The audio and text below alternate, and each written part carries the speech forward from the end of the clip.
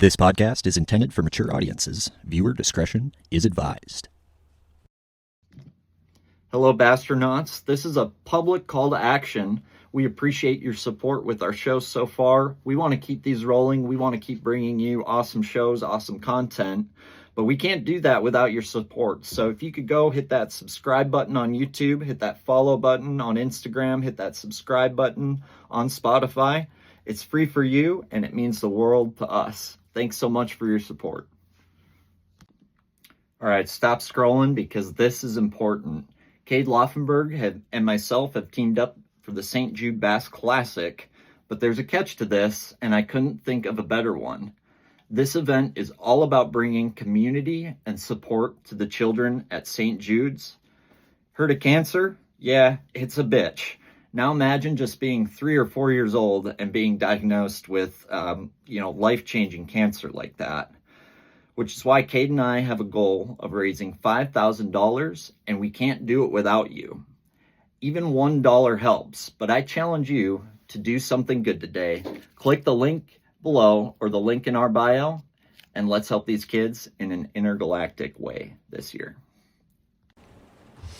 But thanks for making the trip, dude. Means a lot. Dude. Hell yeah. Means a lot.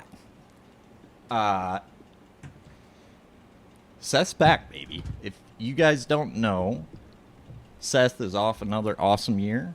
And I guess, how does it feel? I feel like you're kind of like got your swagger back, dude. Yeah, no, I needed it. I had a couple rough years and then got back on a roll again this year. And yeah, feels good. A lot better place. Yeah. What do you think is the main reason for that? I mean, was it the wife's upgrade? What that didn't hurt, but I think it's just the ebbs and flows of tournament fishing. It's kind of, even my whole life has been that way, you know. Yeah. You get hot, you get on a roll and just keep catching them, and then all of a sudden you fall off the cliff and gotta climb back up. Yeah, and it's a mental sport, and it seems like it's you kind of found your groove. It seems like after that AOI season, this is outside looking in. It was probably harder for you to continue adapting after having that success. Yeah, right? no, I got probably more stubborn than I've ever been. Rightfully so. After that AOI year, because that year I really I was like super basic, you know what I mean? It was like, dude, I don't need to bring all this tackle. I got 4 baits I'm going to catch them on. This is all I need. I don't need anything else. This is what I'm going to do. And then, just wasn't finding the success that I got so locked in, like maybe overconfident, I guess, a little bit. It just worked so well the year before, 100%. And then it's hard to switch up, but that's where you get yourself in trouble, and it takes a little bit to, get back to adapting. Well, you kind of sell yourself as a basic bitch, but I've seen it firsthand, dude. You are a creative motherfucker, and I don't think you get enough credit for some of that. And I think what it seems like is you've found different ways to do it your way. Yeah. Right? And you're able to mix more things in, and you seem to have more confidence outside of that basic zone, right? I mean, I don't know how this year went, if you were still catching them on all basic stuff, or if there was, it was a good mix. Yeah. So do you think like that's been a big part aside from bigger cans? Obviously bigger cans help. Yeah, no doubt. Yeah. It just puts you in a better place mentally. Yeah. I got back to being more versatile and messing with more stuff. And I've always been real tweaky on like even the stuff I like, basic stuff, jigs and Texas rigs and things of that nature. I'm always kind of really any of the tweaks I do is really just like landing percentage stuff, just to, you got to catch everything that bites, not 100%. Dumping fish or what have you. Well, that's what's been fun talking to you and Easton's that way, and I think it's kind of maybe all the pros are that way. I don't know if Matt Robertson's that way, but like it seems like a lot of pros are that way, where there's finer details, and the difference between a guy up here in Minnesota getting first place winning the Derby and 5th place not, might be the difference between landing 2 bites and because you at every weigh-in you hear a guy saying, "Oh, I lost the winning fish." Oh yeah. Someone loses the winning fish every day. 5 boats do as far as like at least. Yeah.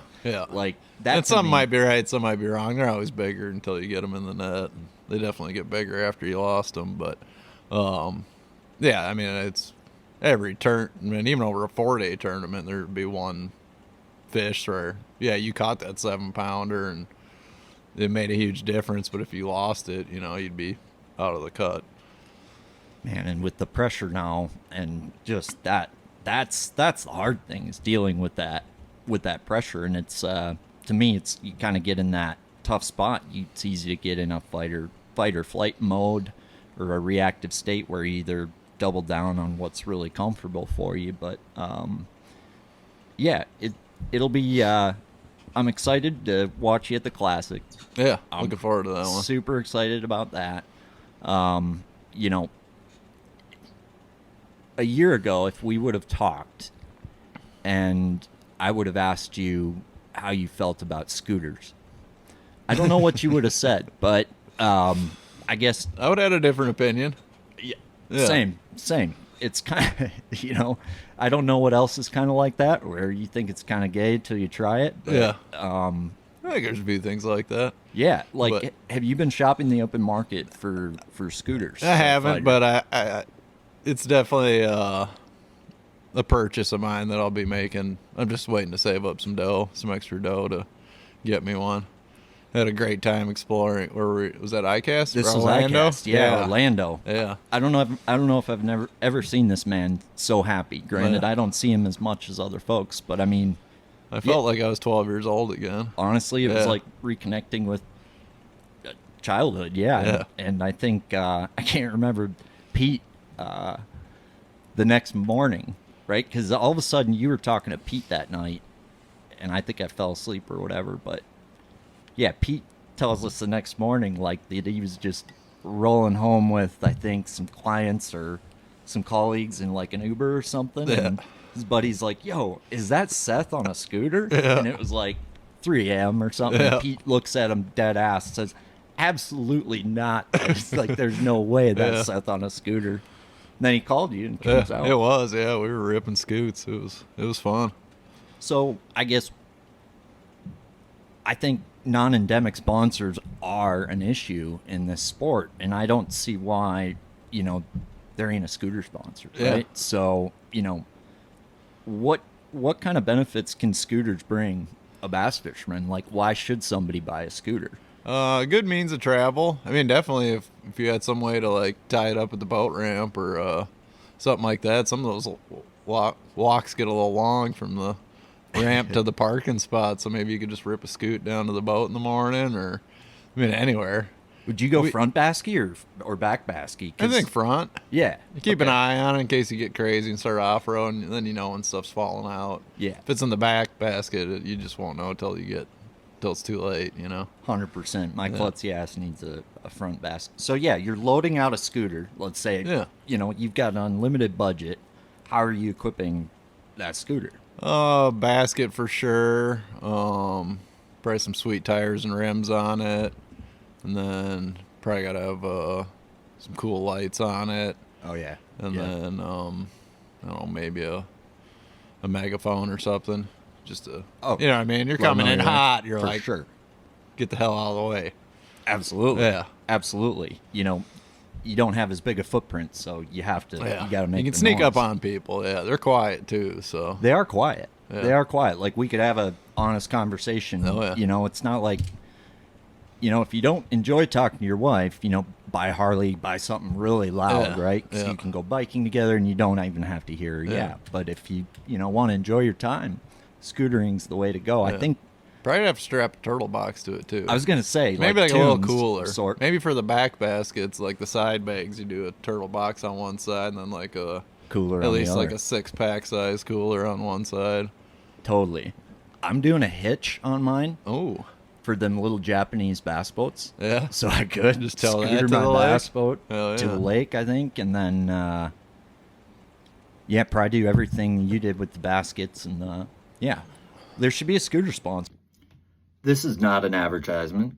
This is me showing you 3 new minnows from Japan underwater that you can now find at Thorne Brothers. First up, we've got the Galapagos Steer Ride. Works awesome on a jig head, steady roll, perfect posture, can hit those targets far away. Oh, and she's beautiful. Second one, YG Labo Witch Rizu. This is a 5-inch model. This is a new minnow, hand-poured from Japan, completely realistic, very steady, lively rolling action. Works great on a jig head or EWG. Awesome bait there. And then in a bite-sized version, we've got the 3.5-inch high roll, and that's got a super erratic, hyper rolling action. It's one you really don't want to overwork on your shake, and the Vocelka Fishing Tequila Shot works perfect for this. And 16th ounce is kind of preferred on the high roll, and any size jig head you prefer on these bigger ones. You can find them at thornebrothers.com. Honestly, with all the yakkers out there with the kayaking, yeah, you could tow a kayak for sure. Scooter and a kayak, and chip in a chair, baby. Hell yeah. It is crazy how much that kayak shit's taking off, but it makes sense. Like, I was thinking about this earlier today, listening to a few of your podcasts, just trying to make sure I didn't ask you the same shit you get asked over and over. But like, this sport has changed a lot since we were kids, dude, and that's something you talk about a lot. But my main concern is like, dude, I feel like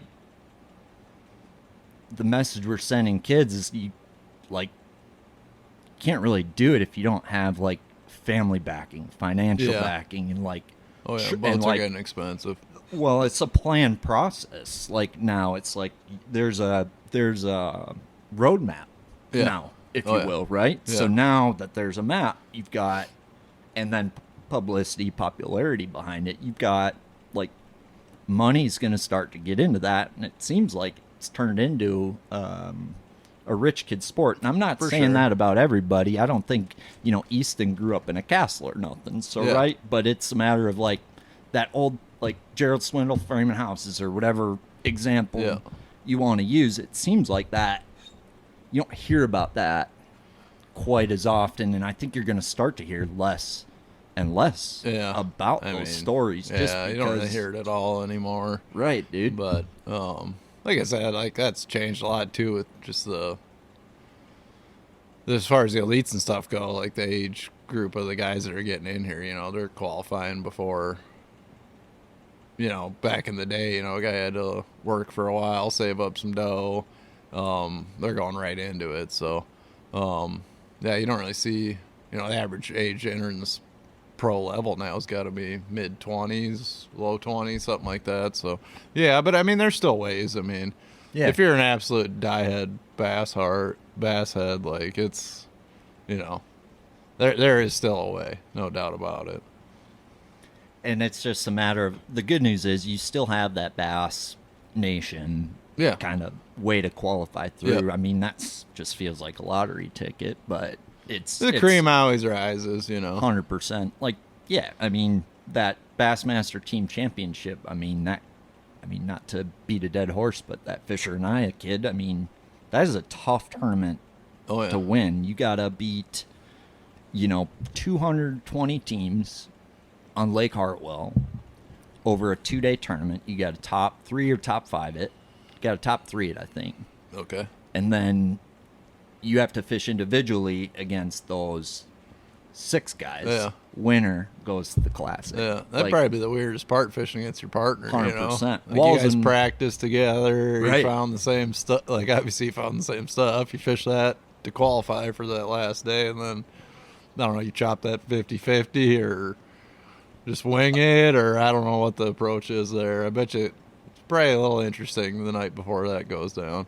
Walls and Tuma are the only 2 I think that I know personally that have done it. And I think, gosh, I'm gonna botch this. One of them got second, and I don't think, missed the Classic, and then Tuma won the Open, made the Classic. Okay. After that, how did they divvy their stuff up? They just I go left, I go right, or it was either like it's all fair game, or like I can't remember, but it was they were like they're two super good dudes, Yeah, right? yeah. So like Either way, you got to have some ground rules. You don't want to run all the way across the 100%. lake and start on the same spot. Well, that's just it. It's like, man, that lake's huge too, Yeah. right? Like, it's like, okay, you cover this quarter of the lake, I'll cover this, and then one end happens to be the deal. Yeah. It's like, well, shit, dude. Like, we're a team. Like, Yeah. because they're in one zone of the lake that you and I both decided you were going to check, does that mean that's your stuff now? Yeah. Be hard to figure Or does that out. mean that's our stuff, right? Yeah. But the tournament, yeah, super weird. But I think they handled, Yeah. Anyway, you're right. Cream always rises to the top, and it's just a matter of can you compete with less? Absolutely. I think so too. For sure. I think so. In mind, everybody's blaming live scope for that. Dude, To all you me, need is a troll motor and a live well. shit, dude. That's all you need. At the end of the day, if you think the $2,000 or $3,000 of live scope is the main dollar figure holding back, the rich from the poor, Yeah. in that, like, we're talking about one of the least expensive items. Yeah. Like in the grand scheme of no things, doubt. right? Yeah. So, like, you can have a John boat scope and a troll motor Yeah. and a live well, and if that's what you need, that you can do that for under 10 grand Yeah. and whoop some sweet ass. Oh, And yeah. know a lot of guys who didn't. You just don't see it as much anymore, right? Yeah. So is that because we're not telling people that's possible? Or is that, Maybe. It'd be kind of a non-traditional route at this point, but it's definitely possible. 100%. I mean, you get even with what I run, you have any form of equipment failure. But I mean, if I got a troll motor and oxygenators and a live well, I'll be okay.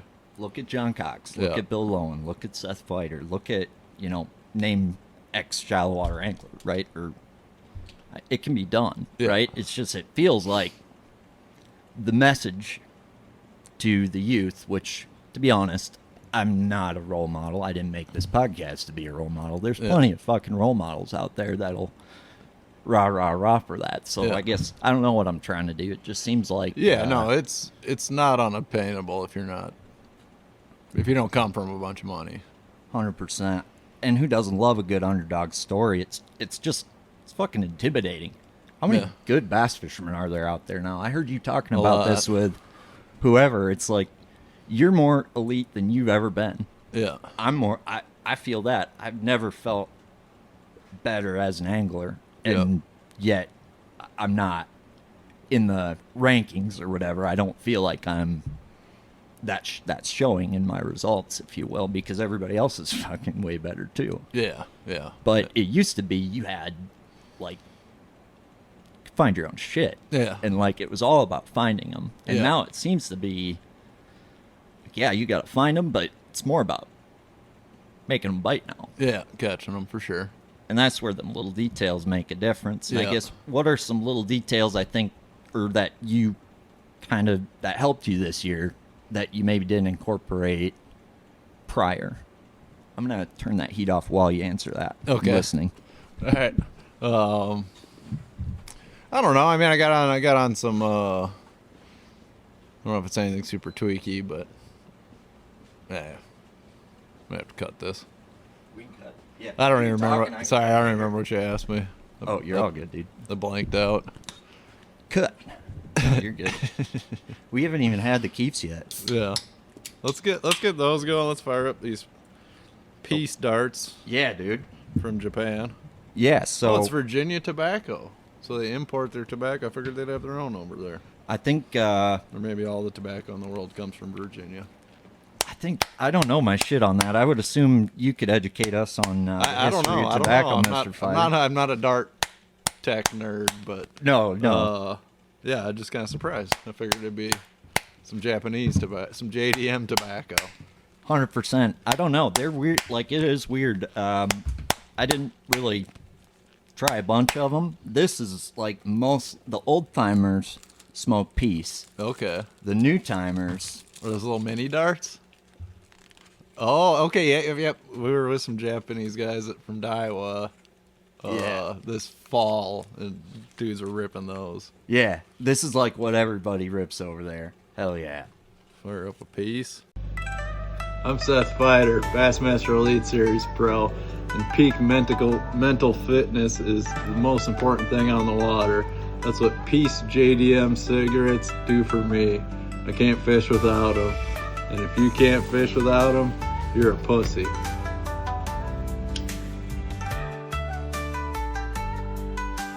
Peace cigarettes, the official cigarette of the vast galaxy. Peace cigarettes. This is your first official Japanese cigarette? I think so. I think I had some Korean darts at ICAST. Any good? They were cool. They were like Camel Crush ones. They had like a double crush. Okay. Like one made it fruity, one made it menthol. They got that They shit. They were tricked out, yeah. They got that shit in Japan, I'm pretty sure. This one almost smells like a Black and Mild. It is a more it's kind of, I would say it's their Marbred. Their equivalent. So It's got some flavor to it. To me it's like, shit, I got 4 of the right ones in the box. And I need to get rid of this little 1.5-pounder. And I need to summon ancient samurais from another dimension. That's when you pull out the piece. Yeah. I have no idea, but Try it out. Not bad. they're not bad. Yeah. I've had worse, but it depends what you like. Yeah. I don't know if you can even import these, and I think these are illegal in the U.S., or they must be. I don't know where you can Like buy a 'em. fire hazard thing, or just too much like something a 12-year-old would want to do?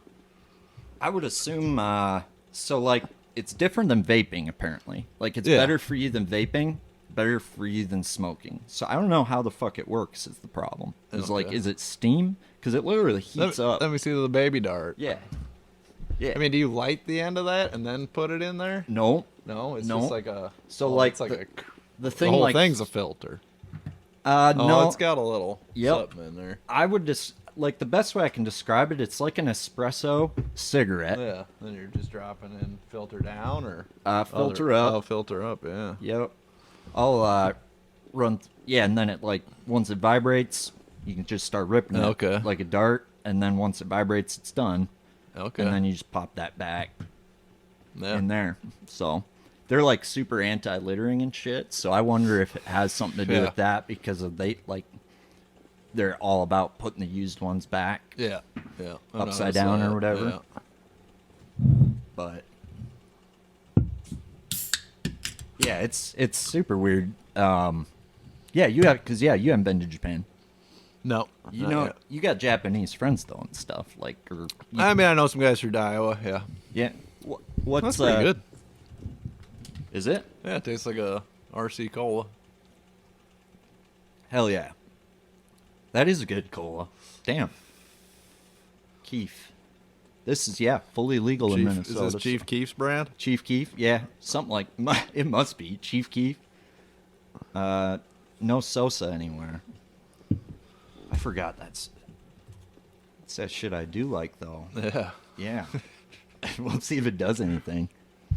Fucking. By the way, did you want to eat something? Did you want me We'll to? grab some lunch after this. That sounds good. Yeah. Yeah.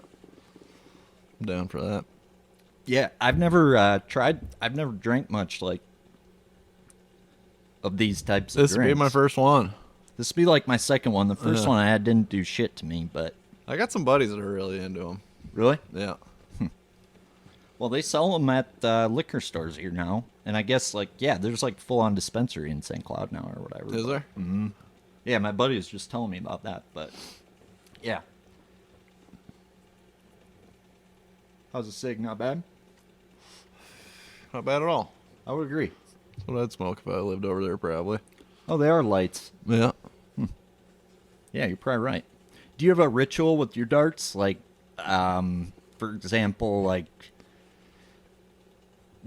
I get to a new spot, light a dart?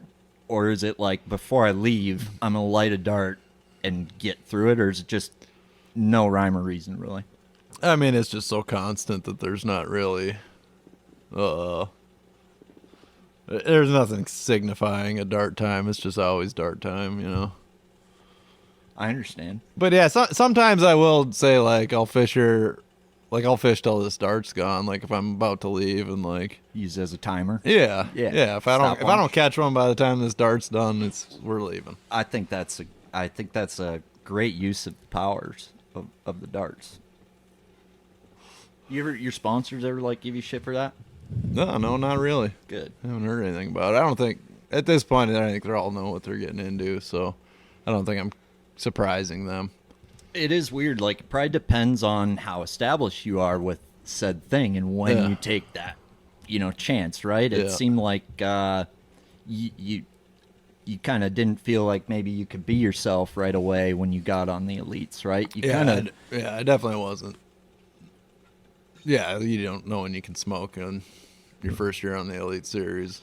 Right. And then, I just don't care. Yeah, like Wesley Gore up in the hotel wouldn't take a beer because he signed a Yamaha contract saying he couldn't. Then Caleb Summerall, Express Yamaha Pro, comes in and starts pounding like 6 of them, right? So it's like, it is funny how that works. And it seems like the sport's changing more, like because of guys like you, because of guys like Robertson. Yeah. I would say.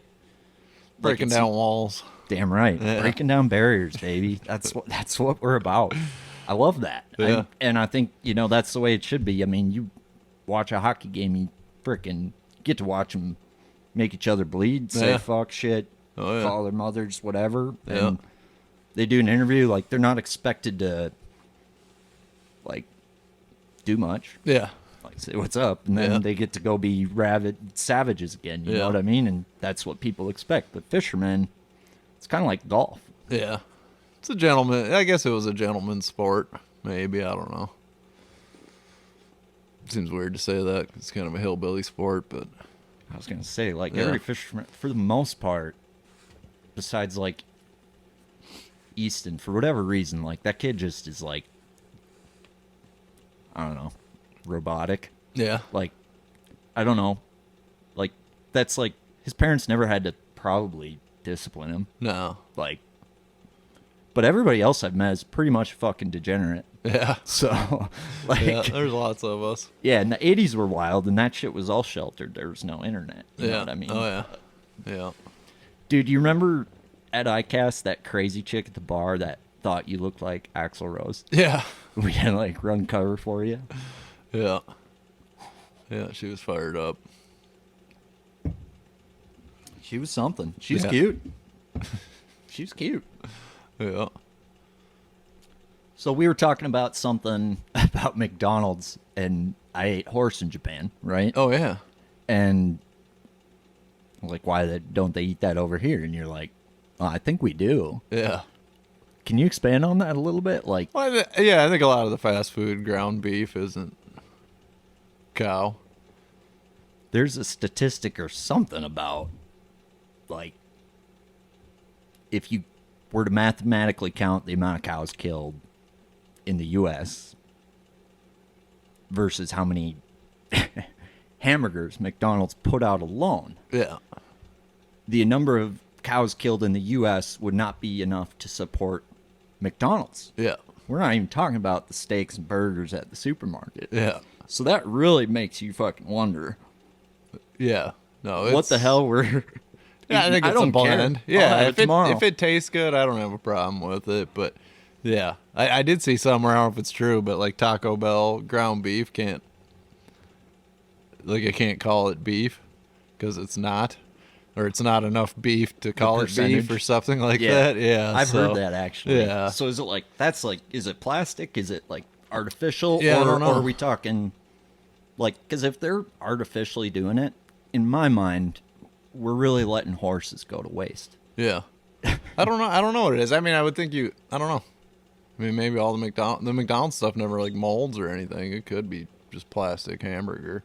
It's probably a little bit of everything. It's probably a little mixed bag. Yeah. Little dog. Little cat, whatever. little raking. Yeah. I mean, we've been eating dog and cat. I mean, probably for a while. Yeah. I mean, every critter's been eaten, I think. I would assume. Yeah. It's just, I'm almost glad we don't know. Yeah, like I said, if it tastes good, I don't care. Right. I mean, I have no problem with that. 100%. The creepiest conspiracy is the human meat thing with McDonald's. It could be. Right? Like, Yeah, same deal though. If it tastes good, I don't. You'd eat another man if he tasted good enough? Yeah. Hell yeah. I would. Yeah. I mean, the native... Hello, this is Vocelka Fishing Redacted. This is not a commercial. If you skip this right now, you're missing out on some classified bassin bam bam brought to you by Vocelka Fishing.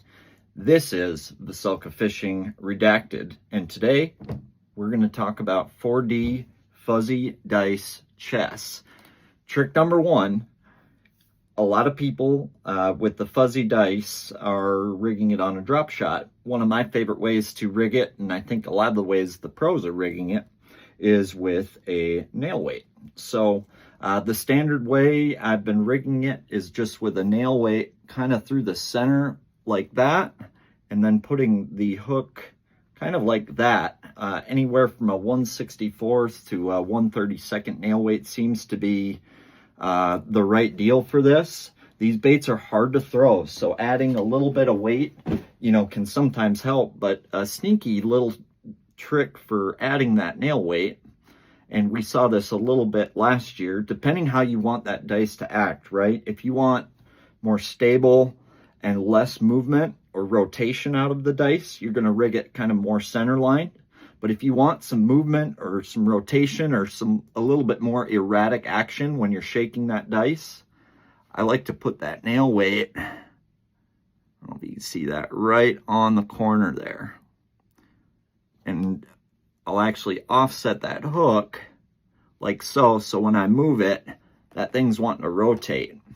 The other way you can rig it is upright, and it'll want to rotate this way. So, there's a lot of different ways you can get different actions out of your dice. Sometimes they want it, kind of more erratic, and sometimes they want that thing just barely sitting there and moving.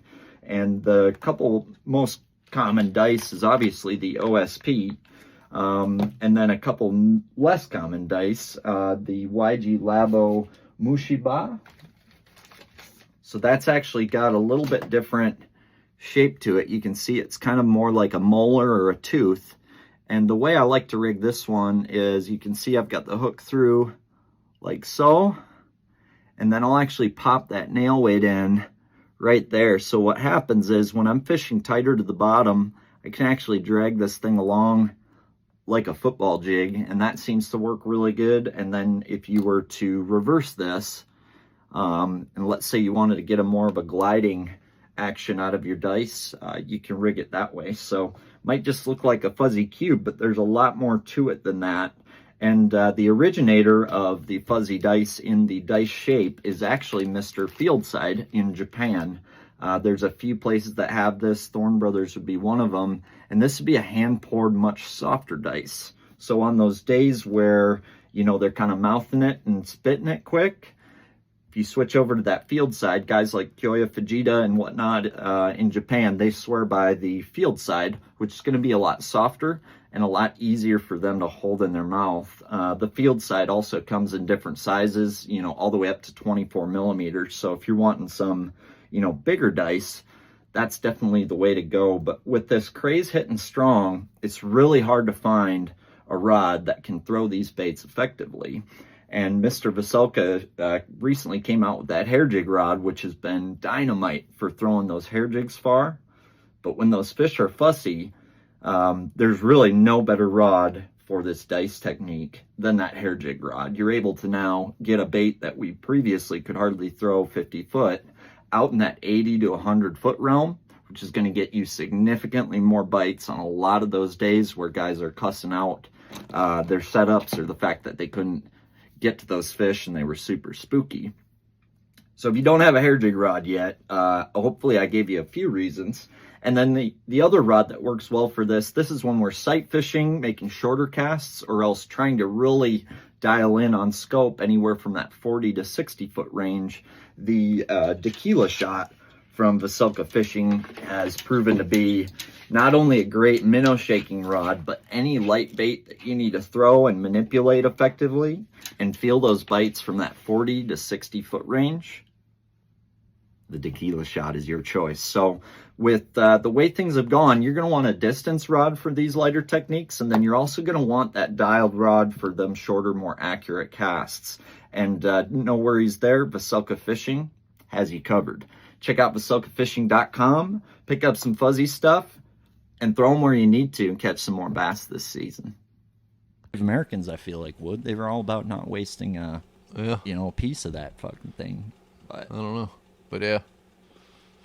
If it tastes good, I'd eat it. I do love Taco Bell. Yeah, it's good. My God. Underrated. That might be human. It could be. Yeah. Yeah. Well, it's good human. Yeah. Whatever they do it. Yeah, they season it up, right? Yeah, for sure. Yeah. For sure. I'm just, like, would you want more of a lean human, or, like, it depends if you're, how long you're cooking it, right? Yeah. You probably want more of a husky dude if you're putting it on a tray. I'd assume it's all pretty mixed. Yeah. Put it in the meat grinder. Yeah, like, I don't think there's a single person in one taco. It's probably, like, hundreds of people in a taco. They've been saying that about the meat, too, and to be honest, this isn't even stuff I'm into, but, like, they're saying that about just beef alone with the big meat slaughterhouses, like, mass-produced beef. You're getting, like, 30 different cows on one cheeseburger. Like, no different than when you shoot a deer and take it to, like, a meat processor. You're not, I mean, maybe the cuts you are, but with the ground, you're not getting your meat back. It's just... Oh, really? Yeah, they're not doing them one at a time. It's just, here's some ground-up deer. It might be the one you shot and gutted right away, or the one that Buddy shot in the guts and brought to the place with the guts in it after it'd been there for a week. You don't know.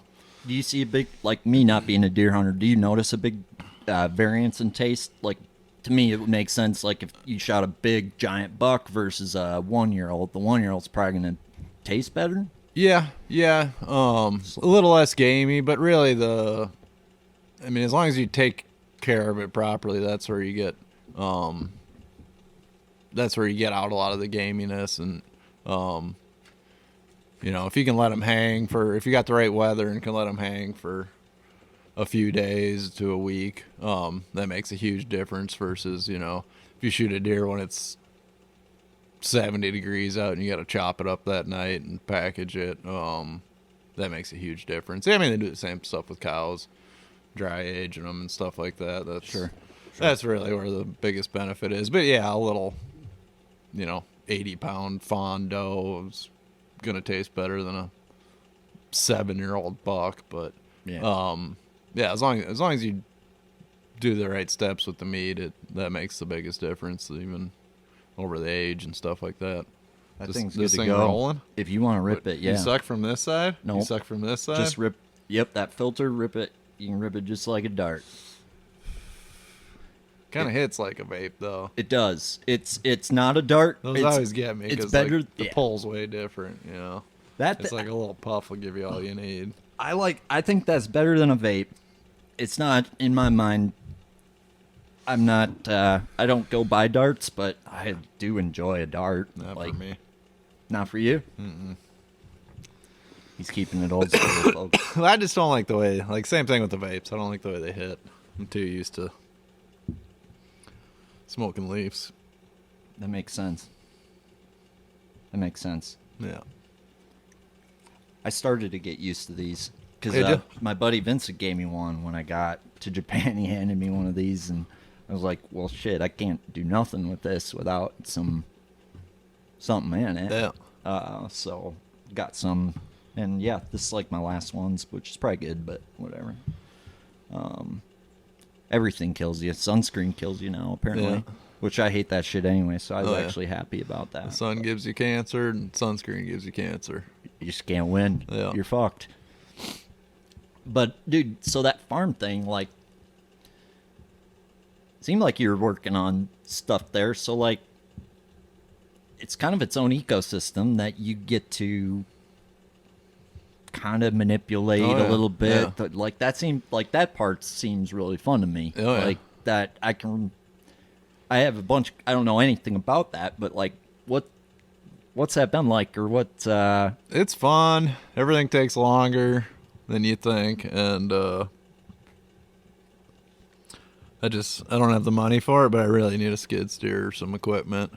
It's just that stuff's, you can do so much more with that than you can messing around with shovels and chainsaws and whatnot. But yeah, I really, really want a skid steer, but they're like $50,000, so. Dan's got a skid steer. I think it's an older used one, but fuck, I don't want one. After talking to him, he's always fixing that fucking thing. It's always broken. Yeah. So I don't know if it's just he was balling on a budget with the skid steer, but he's custom fixing that fucker all the time. Yeah. Okay. I'm sure they have their problems like anything else. I just know I dropped a ton of trees there, and I was like cutting them up with a chainsaw and moving what I could with my hands. And a buddy of mine came over one day with a skid steer and like a grapple, and like what he did in an hour would have taken me 3 weeks. You know what I mean? Yeah. It's just, yeah. It's amazing. Like that used to be everything in life. Used to move a lot slower like that. Yeah. Like before lawnmowers. Fucking guy out there with the scissors. Or the big sickle or whatever. Oh yeah. That's probably smarter yet. Yeah. But how much land are we talking? And then what's kind of like, if you got trees, you take out some of that, or what? I guess I'm new to all this, so I'm kind of interested. I got a lot of stuff I want to do there. I got 47 acres, 17 of it's a corn or tillable. So then I got 30 acres of basically woods, CRP prairie grass, and then I do have like a spring-fed creek that runs through it that stays open year-round, which is kind of like my favorite part about it. Got ducks in there all year, and doing a lot to it. I'd like to burn it this spring, just kind of rejuice everything, and then I'm gonna plant a lot of trees, a lot of apple trees and oak trees, because they're it's pretty much just cottonwoods and thicker brushy stuff. So I'd like to get some fruit trees in there, and then I gotta build a fancy bridge going over the creek so I can get equipment in there, and do like a big duck pond, plant that. Yeah, just have just make it a better place. I mean, it's already full of critters, but just, do a lot of stuff for them. So are you thinking deer, duck, and turkey? Kind of managing it for all three? Yeah. How does that differ? Obviously, I can kind of connect with the duck and how ducks would be different. I mean, the pond, you'd have a food source for them and a place for them to land, and then, the apple trees and fruit trees. Well, the oak trees will be for ducks too, but fruit trees for the deer, and then going through there and burning it just makes it cleans it up a lot better for turkeys. It probably hurts the deer side of it a little bit, but I think what you'll see for the turkeys, that benefits more than what I'm gonna lose in the deer aspect of it. Well, and you see more about that turkey life. Yeah, I am, right? For sure. Yeah. The crazy part is I got like a pile of turkeys there, and I'm not even going to shoot one there this year. Well, is it kind of like a let them grow thing? No, just kind of, I just want to have them there, you know what I mean? And just, like I'm going to take my dad turkey hunting. He's getting up there in age, hasn't hunted in years. I'm going to take him out there, and that'll probably be the only turkey shot there all year. And, just like having them around, hearing them gobble and seeing them. And it's your own pets. Yeah, kind of. I mean, they run away from me when they see me, but people don't typically kill their pets, right? So, Yeah, I just want to have them around, Absolutely.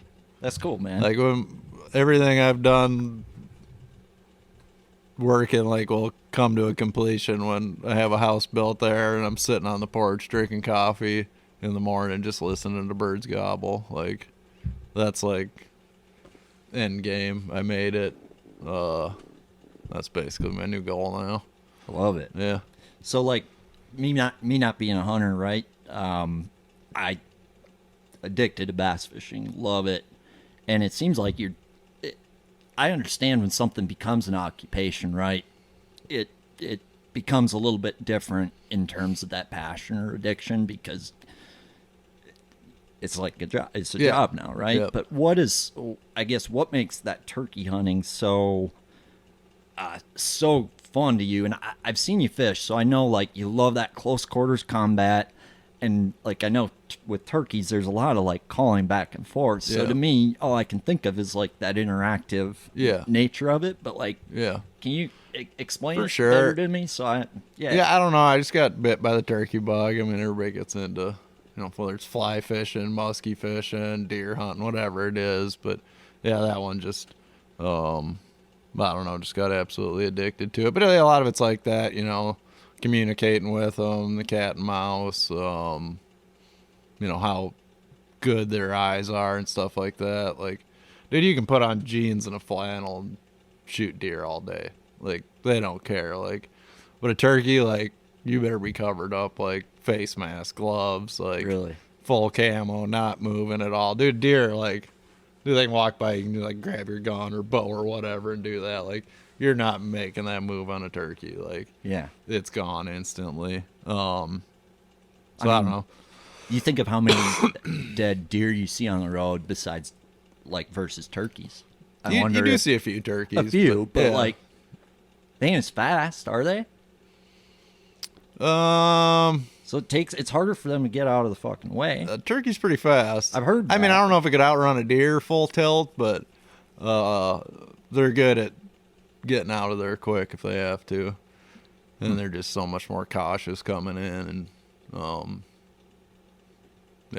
And I mean, of the birds that you can kill, you know, legally, they're one of the better tasting ones. Yeah, they're delicious. You but make bacon and all kinds of I shit. mean, I think the sound of the gobble has a lot to do with it. It's kind of, they call it poor man's elk hunting, you know. Sure. But yeah, I don't know, that's the part that gets me. That makes sense. When you're calling to them and, you know, they're just out of sight or just over the hill and you don't know if he's coming or going, and then he rips a gobble at 50, 60 yards. And it's gets the heart going for sure for me. What's an example of like the turkey outsmarting you? Like, do you have any like recollections of that? Or no, like, the turkey what one does is a that lot. look like? I mean, sometimes it's more like really like uncooperative turkeys. A lot of them they'll gobble to you and won't come. Or it definitely happened more when I first got into turkey hunting. Like, I think the first year I started hunting again, it took me like, I don't know, 5 days to kill one. Like, I was just doing everything wrong. And then, you know, it's like anything. The more you do it, the more you learn. It's like, a lot of it has to do with like where you sit. Like, really, you sit on that tree, you ain't killing them. You sit on that tree over there, you will. What's the difference in the trees? Just like the terrain of the land, and like how they move through the woods and stuff like that. Sure. You know, just to get that opportunity to, because they're just going to come to where they can see where the sound's coming from. You know what I mean? So sure. It's different. It depends how you hunt them. A lot of guys, you know, hunt them in fields with decoys and stuff, and that works well too. But that's either they're coming or they ain't. And but like getting in the woods with them and just hunting them in the woods is, like where you set up makes a huge difference. Sure. You do a blind usually, or no, you can't pay me to sit in a blind. I hate them. Yeah, I like that. Yeah, Hey. they're just not mobile. Like I don't know where I'm sitting when I walk out there in the morning. It's all where the bird is, which way he's going, where he can get to. I'm not like pre-picking out where I'm. It's not like deer hunting where you go sit in a stand. You're just there all day, you know. Don't take this man's trolling motor away. Yeah, I'm just running and gunning like simple. I'm going to the turkey, and we're gonna. Yeah, I'll pull down when I'm fucking ready. Game, and he might win, I might win. I don't know, but is there a wind aspect to repositioning? Like, the wind? Because you hear about deer hunting. Yeah, wind no, is huge, right? It's not with turkeys. Yeah, Okay. They don't really smell. I'm sure they can smell to some extent, but if they could smell like a deer, you'd probably never kill one. I suppose. Yeah. I mean, their eyesight's just out of control. That's crazy. So yeah, it is interesting how that works. It seems like you can never have all of them, but if you like, the worse one sense is, it seems like the better, you know, another one is. With animals, with, you know, blind people are really good at hearing, smelling. Yeah. Probably. I bet if I went blind, I bet food would taste better. Yeah, you know, for sure. That's so. You mentioned it needing to be a little clearer for turkey than for deer? Is it because just like a deer can like step through stuff, no, right? deer It's just, like downed logs, heavy brush. They want a bed and like really thick stuff that, turkey walks through the woods like a human, he wants to walk down the trail, nice open woods, and stuff like that. And then a lot of stuff burning just kind of gives a regrowth for new grasses and stuff like that going through the woods. You clean out a lot of the underbrush, and then it opens up a lot of light for, get grasses and stuff like that, which are important for like nesting success. Like when turkeys have babies, they really like getting in that grass. They can feed lots of bugs and stuff like that. Sure. They can pick on. They got good overhead cover, so owls and stuff aren't sniping them, and coyotes aren't picking them off because they're pretty vulnerable for a few weeks after they're born. Oh, I suppose. Because normally at night they go up in a tree. Yeah. Stay away from predators, and when they're real young, they can't do that. So they're real susceptible to because their nests are in the ground. Yeah, they nest on the ground. Yeah. Oh shit. Yeah. Yeah. And so the eggs probably get it just as bad as the poults do. That's a full coyote everything pattern. will eat it. Yeah, raccoons, possums, anything that comes across that nest gonna eat all the eggs. So you get some more of that new fresh growth on the bottom. Gives them a lot better chance of surviving. Sure. Like, will they fly to like evade getting shot by you? Yeah, Okay. yeah, they will. It's the only time of year you're gonna see it. Sometimes you'll see them like fly over water, rivers, and stuff like that. But they fly up into a tree at night. They fly down in the morning, and then if you see a turkey flying again, something's after them. Yeah. Human or coyote or something like that. That's probably a huge factor in like just sometimes them not coming. Oh right? no, no, like not being able to call one in. A lot of you don't know what else is hiding around. A lot of people think turkeys are crazy smart, and they are pretty smart, but they're more scared than they are smart. They're more cautious, and sure. A lot of times they come in, they're just something ain't right. They got it. They're not feeling it. Huh. Well, I bet when they call, like, it sounds like they're just laughing at you. Like, yeah. How hard is it to figure out the calling aspect? Like, to me, there's an art to, like, people, like, I don't know, this guy's like the world's best duck caller or something. It depends what kind of calls you're using. Like, there's a lot of friction calls, box calls, slate calls, stuff like that. Really easy. I can show you what to do in 5 minutes. You can sound like a turkey. Yeah. Some of the mouth calls and then like the tube calls and stuff like that. They're a little trickier. That's where you'd see more like like comparing to like duck calling and stuff like that. It's more an art versus the friction calling stuff's really easy. Yeah. Yeah. Versus manipulating your Yeah. mouth or putting that one thing in the corner of your cheek or whatever the fuck. Yeah. Yeah, dude. I'd love to get into hunting someday when I have more time and money, but it seems super intimidating just to. I wouldn't recommend start doing turkey hunting to Out the people get-go? that bass fish. Yeah. Oh, It's just like both their prime times are coexisting at the same moment in time. Like if you want to get into hunting, you'd be better off like ducks or deer or something you could do in December when you're not bass fishing. But turkey hunting's like May. You know what I mean? Like, man. yeah. all these drugs at one time. Yeah, that's a terrible habit for a bass fisherman. And I'm really bad at managing. Like if I can kind of focus on one deal, that's I'm better at for some reason at that. But yeah. So back to fishing a little bit. Like, is there a spot like you wish the Elite Series would go to that they haven't yet? Like, if you could pick a spot to have an Elite Series tournament, at a certain time of year. There's like we've been there before, but Cayuga, I'd love to go there again. Really like that lake. Then the other one would be like I think Fort Peck would be really cool. Never been out there, but it just doesn't. It's not feasible to ever have a.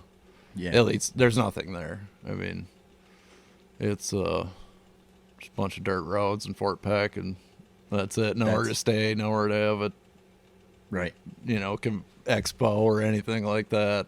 It just doesn't have the infrastructure for it. Right.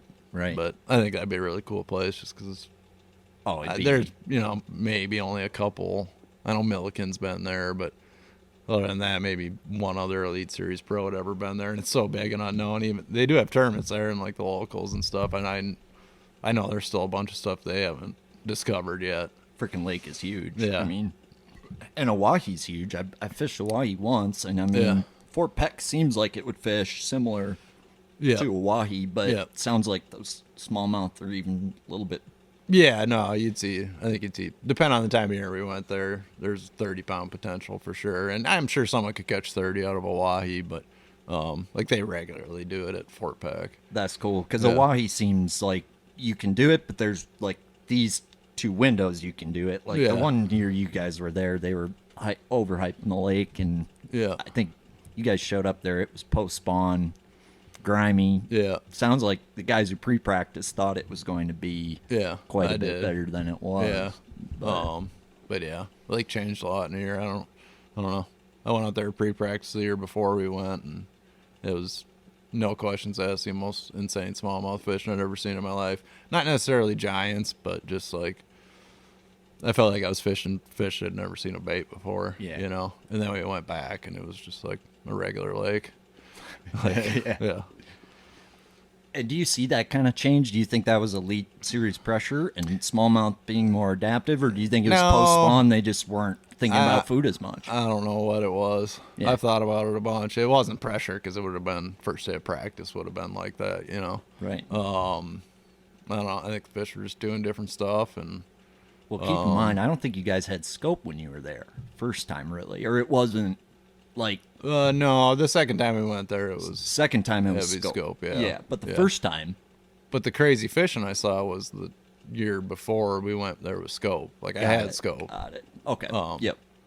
And I didn't see it like that the time before when we went there. It was about the same both times we fished the tournaments. I'd love to see the elites go to like Vermilion or a Tonka. Yeah. I think those would be really just cool spots to go. Like even over a leech, right? Like leech is, you get a couple windy days, or I just don't think leech would take the pressure as well as Vermilion or Tonka, and it'd be cool to just see. It would be, because I remember those days, dude. Remember when the Southern folks came up and kind of unlocked a bunch of shit? Yeah. People weren't like. I'd love to see that in a modern.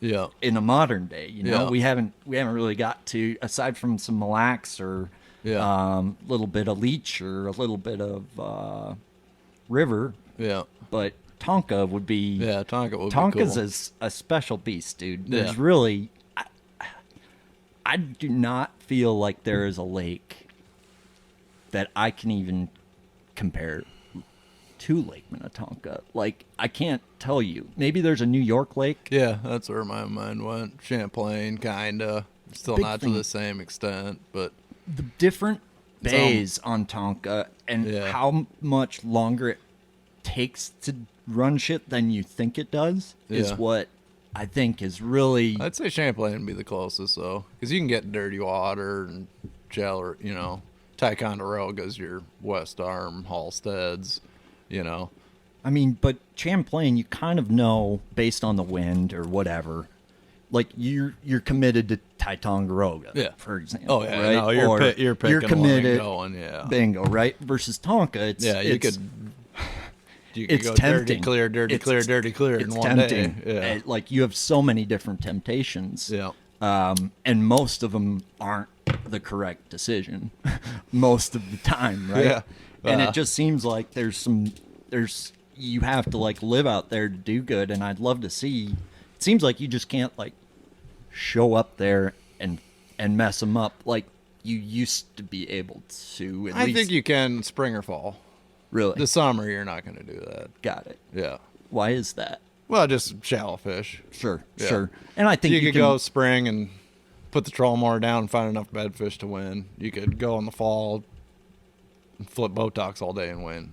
You know what I mean? 100%. Where in the summer, it's like there's a little gravel patch on the one side of this coontail clump. And if you throw your shit in there and let it sit long enough, you catch a 4-pounder. Right. Like, right. You're not going to find that just winging it. You know what I mean? Right. Right.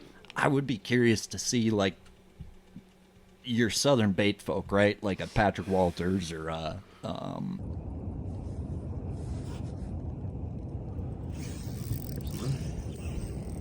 Got one on. Beautiful fall day. Catching some smallmouth on the river. On the Witch Rizo. One of my favorite minnows for smallmouth this time of the year. And all the time of the year. Absolutely crushing them on it. Caught a ton of fish on this bait this fall. It's been one of my new favorite minnows from Japan, really. And I mean, just catches them. Favorite way to hook it, just right through the top of it. And then I've been just using it as a minnow, drop shot minnow, many different ways to use it, but that's my favorite minnow for smallmouth fishing. Go check it out, thornbrothers.com. You know, one of those guys who looks at like a herring fishery, right? Because I think the big thing is I do think there's a big bag of smallmouth to be caught year round out there, and even largemouth.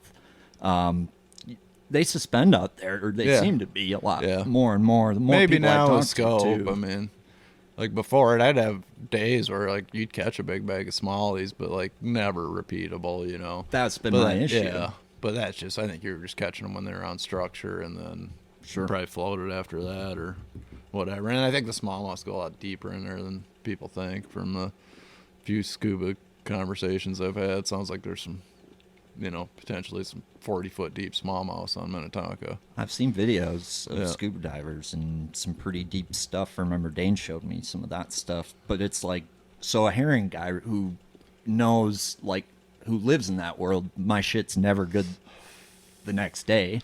Yeah. And my shit's always moving. My fish are 3 miles up this way. Yeah. Right? And they're used to rolling with those changes. I'd be curious just what those guys would figure out, because I do feel like it's a commitment thing. Like, I don't think there's too many Minnesota temptations for us to really, you know, commit to something like that. Yeah.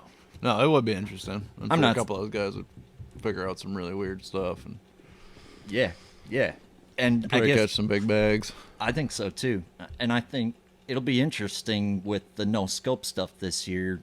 We've talked about it a little bit, but what kind of sneaky baits or patterns or types of fishing do you think are going to play in the no scope tournaments that maybe wouldn't be on people's radar, right? Like, in everybody's mind, it's like everybody's going to the bank and fishing shallow grass and throwing spinner baits again, right? Yeah. I mean, I think you could, like, I think somebody's going to get on some smallmouths at Champlain. Not be, you know, they're not going to be the floating ones out in the middle, but like the boulder fish and the little rock grass combination fish. That's not going to be a straight largemouth tournament. You know, guys will be able to go throw neds and drop shots on, you know, hard spots on the edge of the grass and stuff, and catch some smallmouths doing that. That, you know, kind of summertime Tonka stuff that will play on Champlain as well. Sure. Yeah. And that's what I like. You remember how we used to fish, right? I mean, you did it 2D in boulders, and I mean, I remember, you know, how I learned to fish was with a marker buoy and just GPS, but it turned into like lining up a spine or lining this up just with GPS, having all of your settings dialed there, right? Yeah. And then 360 came out. Do you think it'll be? That's the thing. 360 kind of ruins everything I was just saying. But like, do you think it's that offshore 360 bite that was hot? That was freaking hot for. Oh yeah. Until Live Scope came out. No, until that was the deal. That'll be a factor in our non-scope. At least Gunnersville and Champlain, and maybe Santee. Santee were no scope. I think the other no scope tournament's one of those rivers we're going to. I don't think that'll much matter on those, but the other ones I could see there being. It'll be a benefit to have it on there in a no scope derby. And I'll be curious, like, for me, the big thing that reason why a lot of people don't run 360 anymore is because it's just you can't be as fast in situations you like need to be perspective's fast. 100 times better. Oh, it is. But Yeah. now that you can't use it, Yeah. I'm curious if people will figure out how to use speed and less detail in the panning. You know what I mean? Like, you can run better power if you can. It's like side imaging. Like, if you read side imaging long enough and the boat's not moving, like, you understand what you're looking at. Yeah. Hard, soft, you know. Yep. So I'd be curious if a guy can be a little quicker or more efficient reading a less clear picture, you know, if there's a game to be played with that. And you'd probably know better than me. You've probably played with all the pans and swipes. And Not really. Not no. really? I haven't had one on my boat in it's been a while, 4 I suppose. years. I just put Right. one back on. Yep. So, yeah, I don't know. There'll be some tweaking to be done with it this year for sure. And I know I'll catch some fish off of it as well. Well, I'm just curious to see. I think there's going to be a lot more. You're going to have to probably get a lot more creative, because there's, like, Bob was telling me about it. You've talked about it. Like, rule kind of sucks. Yeah. Like, you finally found your groove, right? And you finally found your way in this new world, if you will, right? And then now you got a bunch of company, Yeah. right? For Yeah. half of the stuff, right? And the other half, you might, still be able to just is what it is, nothing to think about. But you think about the opens in a spring derby, right? When they're moving up on beds, it's like everybody's lined up ready to fish the same riprap bank on Grand or whatever the heck, right? And it'll be interesting, like, how creative guys will have to get, if you'll have to slow down more, if you'll have to speed up more, kind of what styles really flourish in that situation. It's just, I'm excited to see what happens. I don't know how I feel about it, but I'm excited to see what happens. Yeah, I'm curious as well. Yeah, like, it sucks for you because you almost have to go back to your old way of thinking in a way, shape, or form. Like, and maybe you haven't changed your way of thinking a lot, so that was wrong of me to assume, but... Yeah, I don't know. I don't think it will, really. I mean, other than the inclination to use scope and you don't have it, but other than that, it'll change the way you fish a little bit, just with having perspective. I use perspective a lot up shale, having that kind of really, you can see a lot of stuff on there, and Oh, it's nice. yeah. So that'll change a little bit, because I won't be able to use 360 in the same manner. You're gonna have to slow down to use 360, and but we'll see. Looking back at this year, so where'd you end up in AOI again exactly?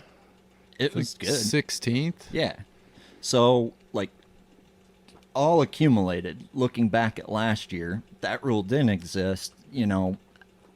Where were you? Like, were you leaning on scope? Like, was it a 50-50 deal for you? I know, like, we go to St. Clair and shit. Like, I know those were scope ones. St. Clair was 100. Probably it was really the only tournament I, used live scope the whole time. More curious how you balanced it in other places, I did have some key fish catches. Just kind of paying attention to my perspective and stuff like that. I found some bed fish you couldn't see. Yeah. Things like that. Little pieces of cover out in the water to make a cast at. It was never full on, aside from St. Clair. I'm not staring at it all day. I'm just fishing and using it as another tool, just up there moving around, see stuff to cast at. And like I said, the blind bed fishing's big on that. Oh, dude, it's game changer. Yeah. That's probably where I use it the second most, was in a few of the spawning tournaments. But yeah, I guess at Okeechobee, the second day I scoped quite a bit. But yeah, that was pretty much it for as far as forward mode went for scoping, and a little bit at Okeechobee, and all of St. Clair. Got it. And the rest of it, mostly just bassin with a little perspective sprinkled in.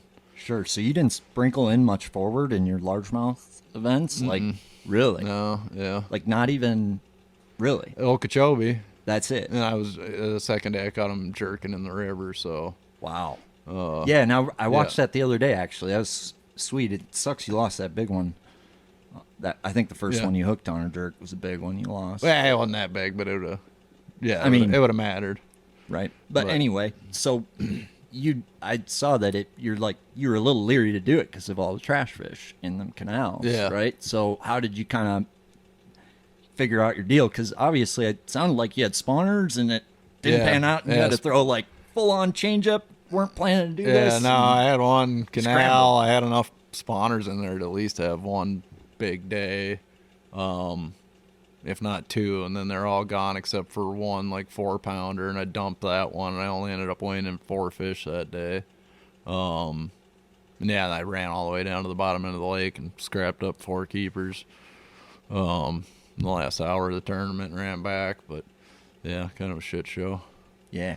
So the jerkbait there, like I was watching and I had some thoughts or ideas on why that bait, and that same tournament we got to watch a few different things go down, but for you there, I think for me it's just I don't throw a jerkbait for green ones enough, right? Yeah. So down south that's so much more popular, I think, than up where we're from. So in that situation I could see somebody up here grabbing a square bill, topwater, spinner, whatever the heck. Yeah. But what about a jerkbait at that time in that moment did you feel was most effective about it?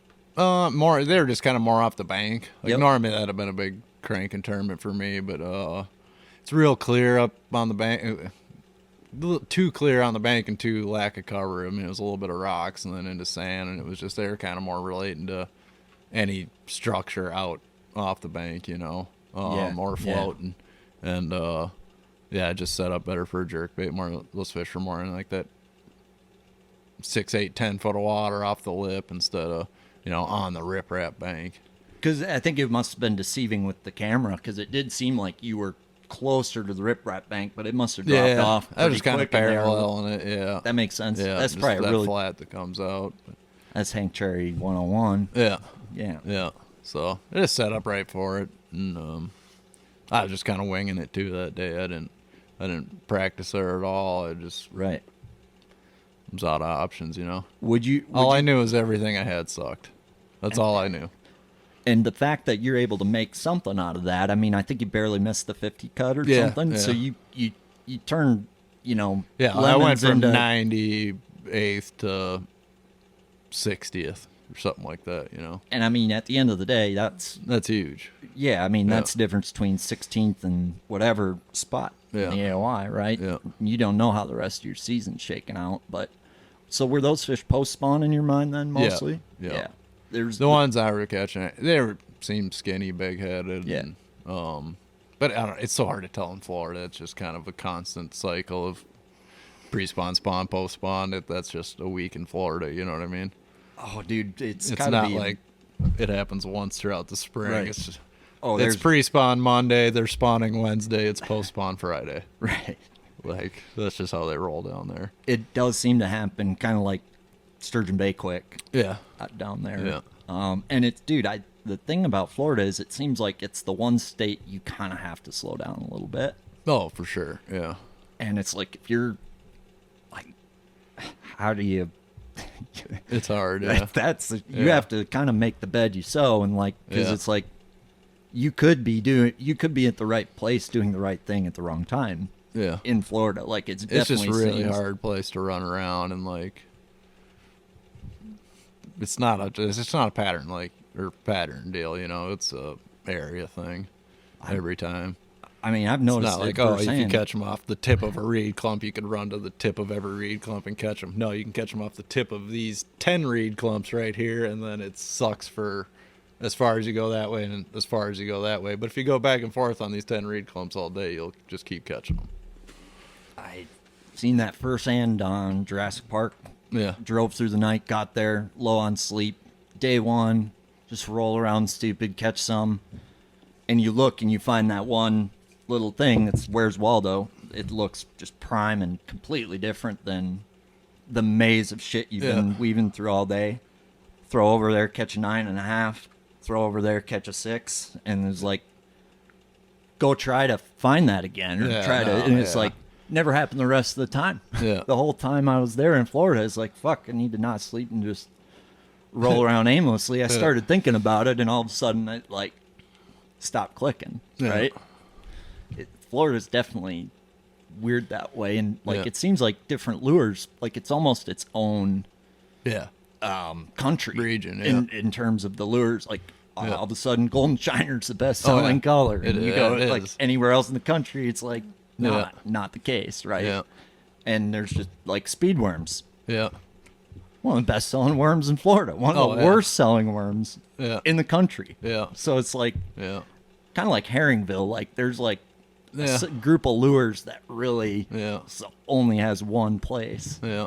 But that's cool. Yeah, there's probably, I don't know, 6-7 regions of bass fishing in the country. Right. Right. Well, and I mean, you've got some crazy news now. I mean, you just called me the other day leaving Thorne Brothers, who's now, part of Omnia. Yeah.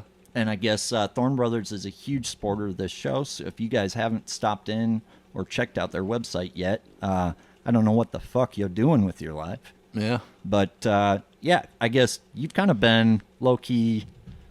Remember, like, when you were younger, you were kind of tied in with Thorne a little bit, weren't you? Yeah. No, they actually sponsored me for 1 year. I think it was the year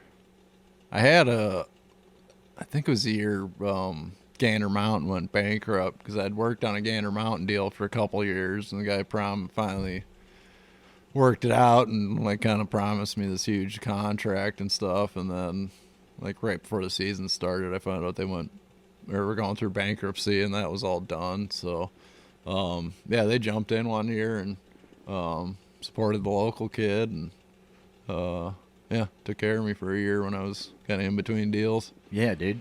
And I guess I didn't really get to see Thorne back in those days. I guess, what was it like then versus like now? I guess you got it. I mean, the bass selection's way better than it used to be, but it was always a good store, and I'm just a tackle junkie. Like every time, it's a pretty good drive from where I always lived, it was 45 minutes or an hour, and I'd always go to Capra's, and then I'd go to Thorne's, and like I'd hit them both in the same day. And hell yeah. Get this from Dino and this from Thorne's, and with Capra's being gone now, it's the only shop up there. But yeah, they're tackle. I mean, with all the stuff you got in there, all the JDM baits, and then they got all the other, your standard good stuff.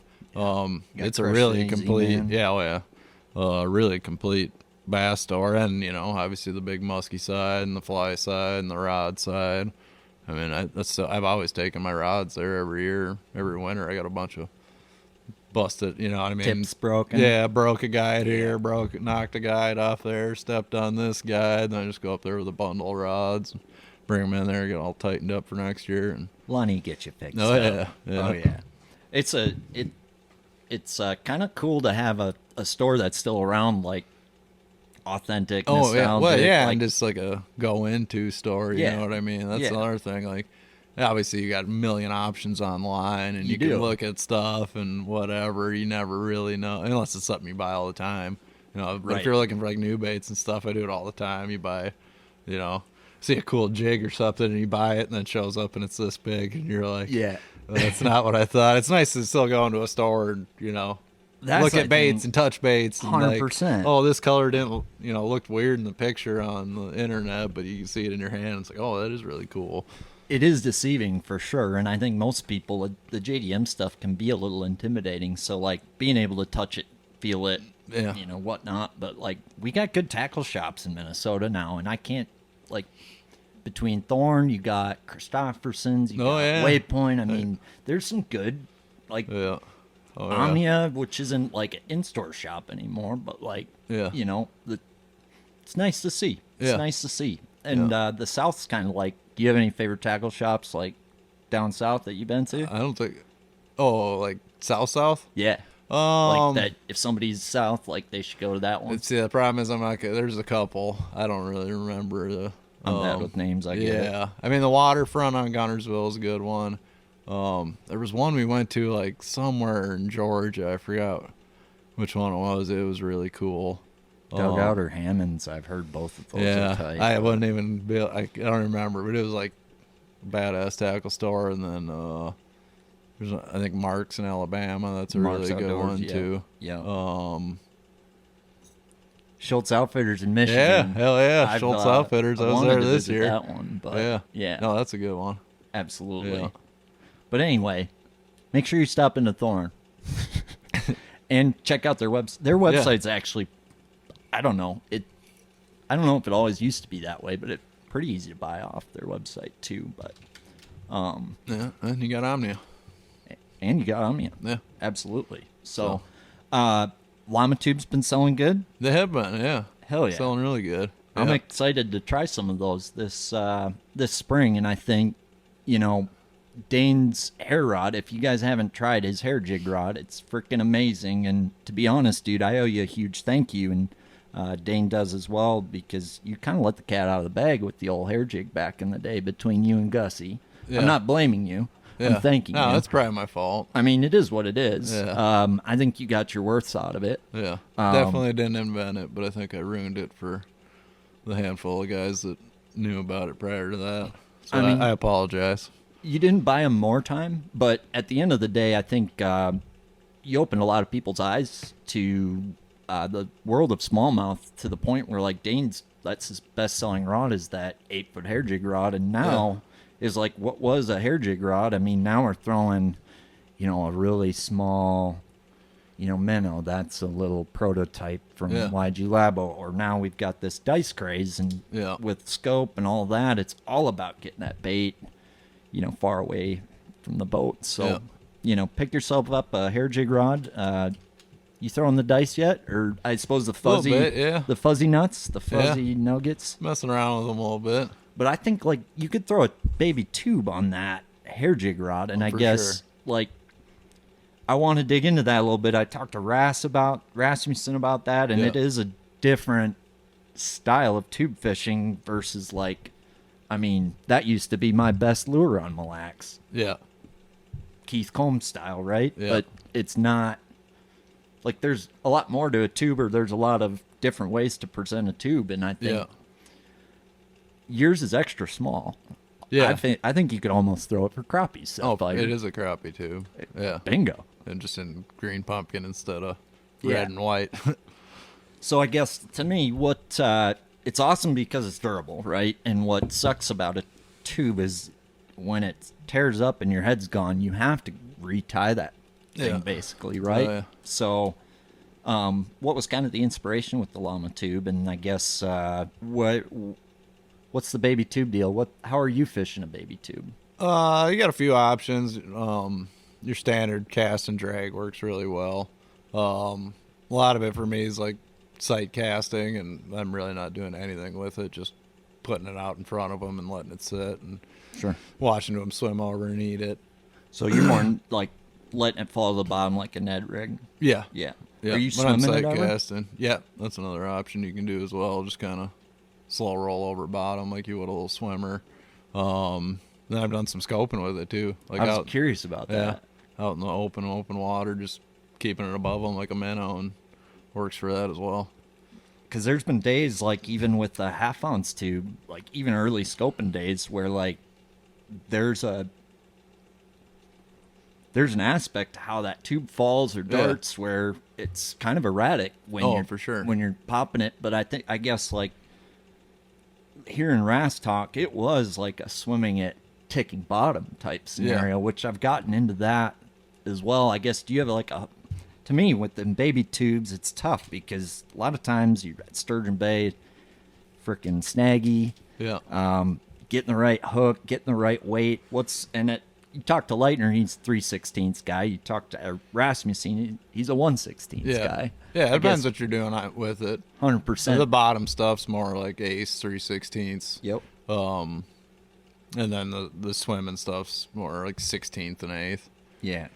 I guess, when are you swimming it, and when have you seen that be successful? Kind of like post-spawny type stuff? No, almost more condition based. Yeah. Like not good conditions, slick, calm, not, when they're biting, you can just throw it out there and drag it, get them, you know what I mean? It's kind of, and when it's windy, that's usually the way to do it. But on those like slick, calm days where they're not really eating stuff, that's where I think swimming comes into it.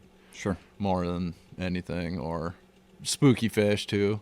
A That's lot of the ones interesting. like you drive over them and they, you see them disperse or whatever, and you can take it and just fire it behind the boat, and they go right behind the boat when they like peel off of you. So a lot of times you can just catch them, throw it way back behind the boat, and just hang on, just keep drifting your pace, and they'll lock up on it.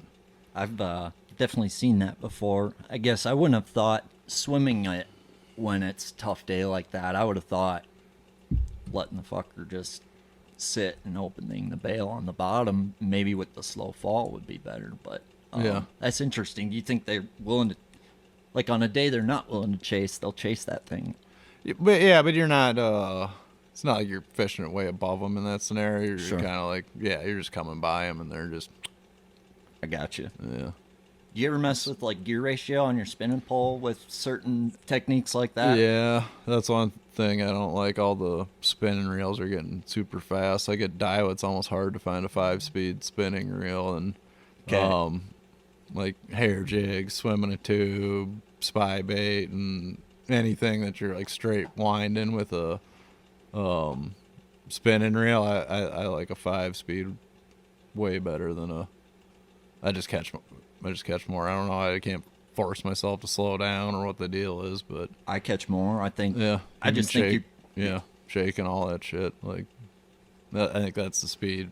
The high speeds are nice if you're drop shotting or right. wacky worming or things of that nature. 100%. But for moving a bait with the reel handle, I really like the 5 speeds. I'm with you. And like, so you got speed and then you got spool size, both like affect things. And I guess because the speeds are getting faster, I've actually gone, to a smaller spool size. I used to throw a 400 or a 4,000 size on that hair rod, for example, and I've gone down to a 3,000, lowest gear ratio 3,000 I could get. Yeah.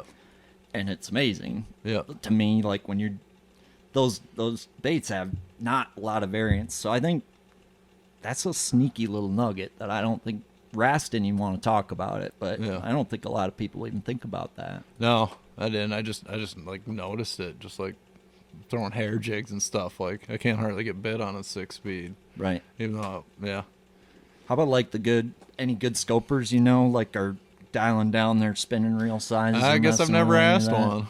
Well, like some are using a double handle because you wanted one of those, Yeah. and I'm curious. Like, I think that'll be better, especially if with like the bigger handled spinning reels where you get that big knob or whatever. I think they could just be smoother with a double handle. I'm gonna try it out. It is amazing, and it's those aftermarket handles are super popular in Japan. Like they got whole, like almost a department dedicated to that shit over there, and it's like they're kind of expensive. So I'm like, but then I use Kato's fucking reels on Biwa for a day, and I'm like, oh my god. You liked it? I used it. He had like aftermarket single handles Okay. with like it was like But the little knobs, not One- the big T-bars.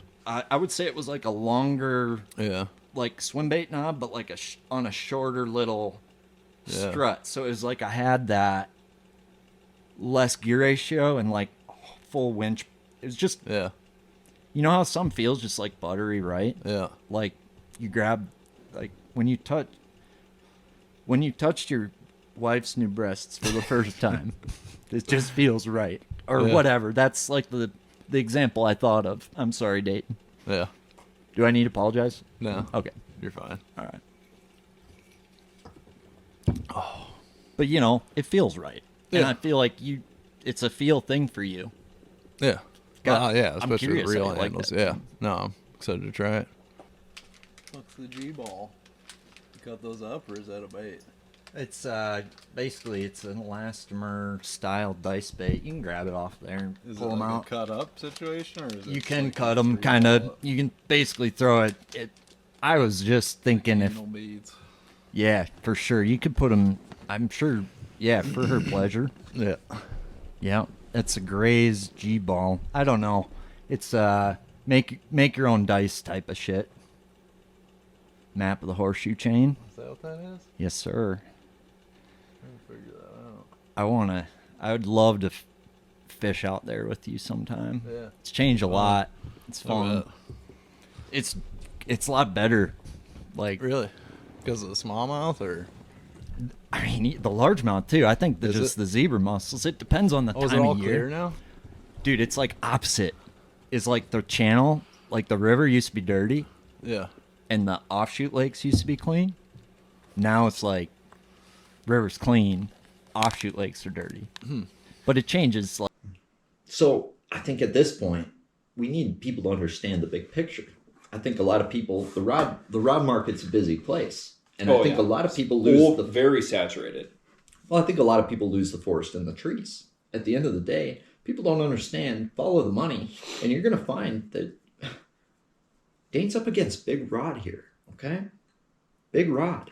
Big rod. Big rod has liabilities. If you die by rod shank, they're not liable. Okay? Look at the VAERS reports. Look at the VAERS reports. Bro. Big rod is not liable for shit. Put a bunch of money back into the industry and supply a bunch of... Their rods are big enough. What about the little rods?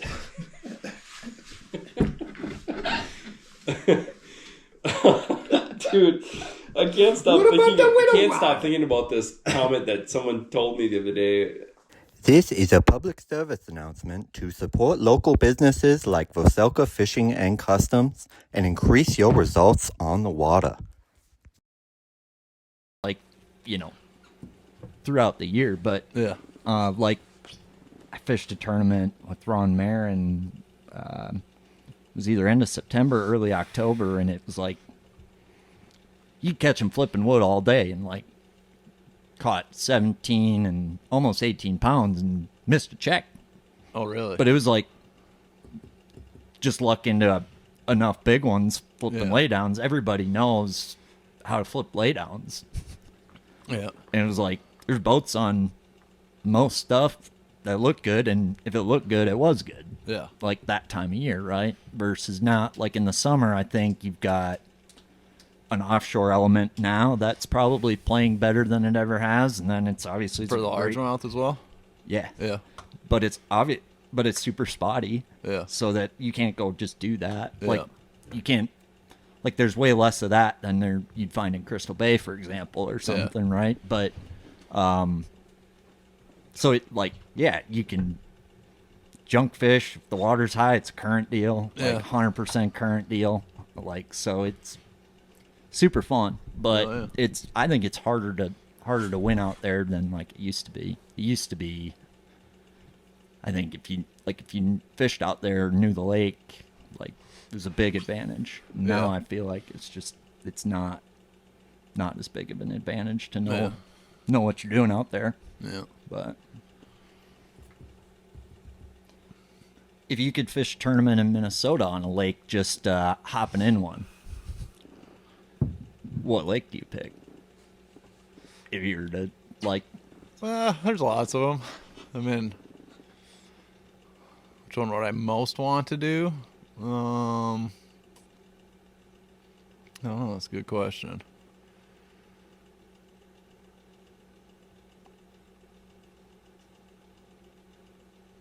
It's not Tonka, I know that. I was that Trying to think. There's a lot of cool ones. not Tonka. Yeah. I was curious if you'd say that one. Yeah, no, not the one. I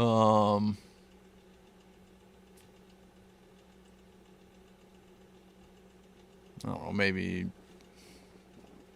I don't know. Like I don't know. I guess I go Vermilion. If I was just gonna pick one. But there's a lot of good options. I like a lot of that stuff out by Alexandria. Like Lahamadou. I like that lake. I like that lake, but that lake fucking hates me. Does it? Dude, I don't know why. Yeah. Yeah, I just that lake and I should click like this one and I kind of click, but I just think there's too much shit to do. Yeah. And that ain't probably the best for me. You can just pick one and just do it. 100%.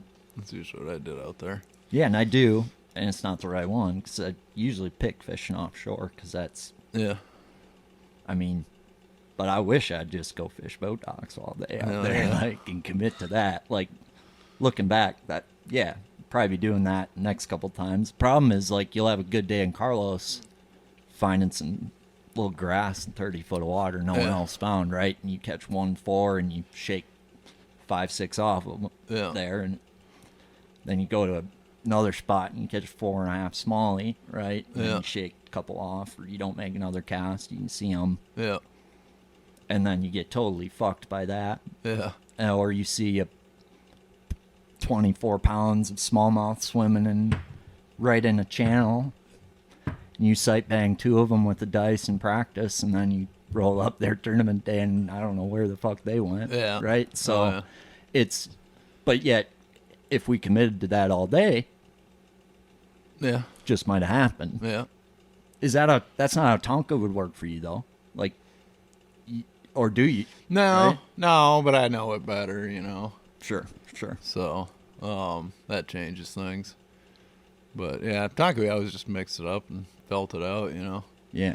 There's so much of everything to do, Well, and Easton and I were talking about this the other day, like with down south, like them lakes, it used to be like you'd go down, you'd pick a section of the lake and not bite off more than you could chew. Yeah. And that's your best shot to win or have success, right? And now it seems like that game has totally changed where you can do that and maybe cash a check, but you'd have to get really lucky to do that and win. And there's guys who seem to be really good nowadays at breaking down an entire lake to figuring out that hot zone. And I guess I got to imagine, like, when you started fishing, how you'd break down a lake successfully to now.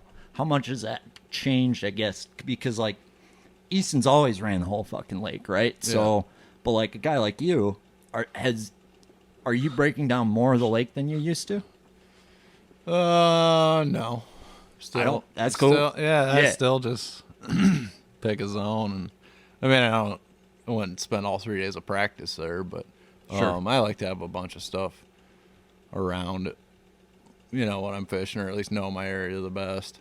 But yeah, with scope and stuff, I mean, if you're talking like offshore, you can really cover some water now before that you could go look at most of the lake if you're, running guts and ditches and basins and things of that nature. It's not all the nooks and crannies and stuff. Right. That I used to fish or fish up shallow and stuff like that. So yeah, you can do that if you just live that life. But I don't know. Maybe that's why I don't win enough or win it at all. It's because maybe I just pick that section. That's what works for me. Hey, dude, I won't tell you what the right answer is because I'm the last person who should be doing that. It seemed I think you're getting back to confidence, swagger, and don't let me tell you what to do. Yeah. It's just interesting. Depends where you go. You go to a place like Guntersville, it's just got bass from one end of it to the other. I think that's where you can pick an area and learn it really well. And then you go to some places like Sabine River or something like that, and it's like all the fish are in this river. Like you have to go find that river. Like you can't just like pick one river and stay there the whole time. So I guess it depends more where you are on that kind of deal for me. That makes sense. It just seems like the sport is being processed at a quicker level, than ever. But that if you pick the right zone and you have a reason to be in that zone, right? Yeah, I mean, anytime I pick a zone, it's to benefit my strengths, 100%. Like it's going to be the dirtiest part of a clear lake, or depending on what you're doing, clear end on a spawn deal, or the grassiest section of a lake, or whatever that may be. I'm going to pick what fits my strengths the best. And how do you adjust to that, or how do you plan for that with boat pressure and things like that? Like, are you like ignoring all of that and just picking the best zone for you, or are you like looking at, well, this might be the best zone, but it's also going to get absolutely piss raped. Pressure so will put me off that. But I think when I'm talking about a region, you'll have just an area of that region's probably going to be getting pounded if it's community or the last tournament got one there or something like that. Yeah. But still in that region of the lake that I'm going to bite off, there's going to be stuff like that that's not receiving the pressure. That makes Might sense. not have as many fish in it, but 5 dumb ones all you need. Right, right.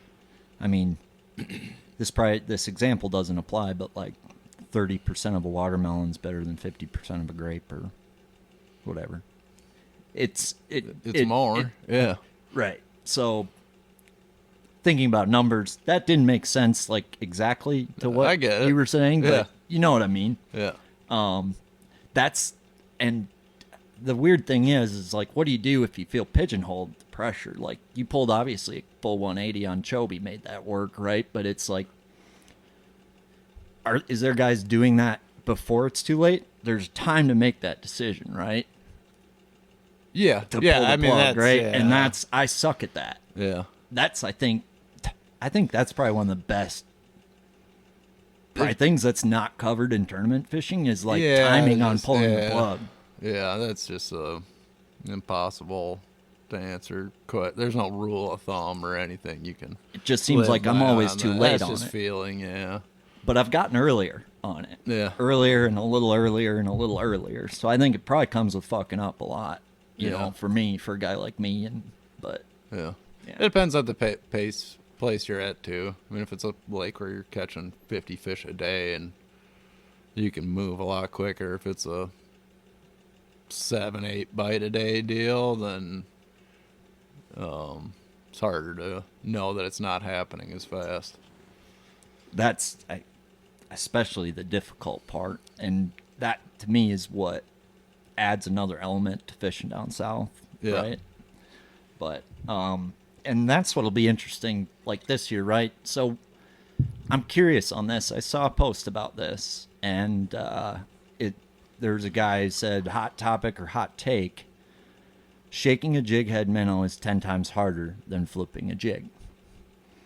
And I'm like, I'm not saying I agree with it. I don't think so, but then at the same time, you gotta like, what do you call success? 100%. You caught one on it, Right. Like it's not hard to catch one on a jig. No, right? But like, you go down that bank, you get 3 bites. Denny Brower goes down that bank, he gets 8 bites, and you lost the big one because of where you put your jig. That is kind of what I wanted to dig into because I read that post and like in my mind I'm like, for an old guy, right? Flipping a jig at a laydown is easier to do than putting your jig head minnow on a scope and watching it back if you're 68 years old. Yeah. Fuck yeah, it's 10 times harder. But you're really blanketing the jig, right? It's anything, though. Cranking, like... 100%. Rick Clunn's going to catch more going down a bank than I will. Even like we go down the same bank, you know. So like, why is that? And like, why is Denny Brower going to get more bites, you know, than the next guy? Because that is, I mean, that's what it's going to come down to this year in some of those events is that. And I've seen you close quarters combat firsthand. I've seen why you're better. Yeah. I've seen what makes you special, right? I've seen it, but like, it's hard for me to explain it. Yeah. I mean, there's a lot to it. I mean, a lot of it's placement, where you drop your jig. A little bit of it's like playing pool, especially on docks and some brush and lay down situations where it's like, yeah, you can take that shot at the ball, but if you make it, you're going to scratch. It's like, yeah, you can take that shot under the dock, but when you hook them, you're going to break them off. Yeah. Like, I'm real conscious of, like, what's going to happen if I get bit right there, where I'm coming from, the way I'm approaching it, and stuff like that. What about as far as, like, you mentioned something with pool there about, like, the lie of your ball after you catch one. And, like, I remember reading old Bassmaster magazines about them interviewing anglers with the same laydown on where their first 5 casts would be, number them 1 through 5, and put a dot on... And some guys would have reasoning for pitching to that outside of that laydown versus to the frickin' meat of it right away. Yeah. And I guess to me that the pool thing made me think of that because that makes sense. Are you thinking about not fucking up the dock, right? Or not messing with it too, right? Like there's a way to approach it to maximize your bites on it. And how are you thinking about that? Like, I mean, it's all visual, not really thinking about it, more just like doing it. Been doing it so much, like, but yeah, like, I mean, you got to think about where it's going in, where it's coming out, as far as like, and a lot of stuff doesn't matter, like grass is just like whatever, but when you come to like, especially docks and stuff like that, I see a lot of people, they rush their shot and then they hook them and then they break them off or lose them because you would have had the same bite coming from this angle, but you'd have caught them, you know what I mean? Sure. So yeah, and then with laydowns, they're kind of just they're all over the place. So kind of just, I don't know, look at them and my brain tells me where to throw it. I don't know. I wish I had a better answer, but well, I mean, they're just not all the same. And a lot of it's pattern way. Too, and totally. No laydowns. Usually looking for the, really targeting like the thickest spots. Not like a lot of people tend to. And if you're throwing a spinnerbait or something's different, but people, target more like the holes and the stuff in it, And you can do that with like a swim bait or spinnerbait, but like as far as jig flipping goes, it's usually in like, the closest thing you can get to a mat really in the tree, like the thickest. Yeah. Yeah, the G spot, if you will. Yeah. And it's, I mean, for me, I don't think about, I'm going to fish outside than inside of the tree. Like every tree's a little different. I'm like looking out the limbs are angled and I'm like clitoris, G spot. Yeah. Right. But it's whatever, like it's just instinctual. Like, the best bassy looking spot. Like when you look at a tree, you're like, oh, he's right there. And that's different every day or whatever. But just putting your bait right there. And I guess to me, I think a sneaky thing, a lot of guys won't. So you're the type of guy, you will go put your nose in between the two docks because that angle is better, right? And I think, some of the best anglers are that way. And does that take more time or less time, right? I don't know, but I think it's an efficiency game when we're talking docks. And depends if it's a deep dock, is it a shallow dock? That's going to all lay out dirty, clean, all going to lay out different. And I was going to say something, but I forgot. But what's a mistake you think a lot of people make fishing that stuff? Like, not thorough enough. Sure. Just not putting their jig all the spots they need to. And then there's an art to fishing a jig through like really heavy cover, especially like wood and stuff like that. I got like some buddies and they'll just like, they're hung in the wood every time. I think being able to like work a jig through wood, I think that makes a big difference too. Your first cast go in there and you're just instantly hung, and then you got to go in there. You know what I mean? You just screwed everything up. So I love to dig into that because I have like I love throwing a mop jig, right? But like that Buckeye one, like my one complaint about it is I do wood with it more often, and I guess like hookup ratio is fine.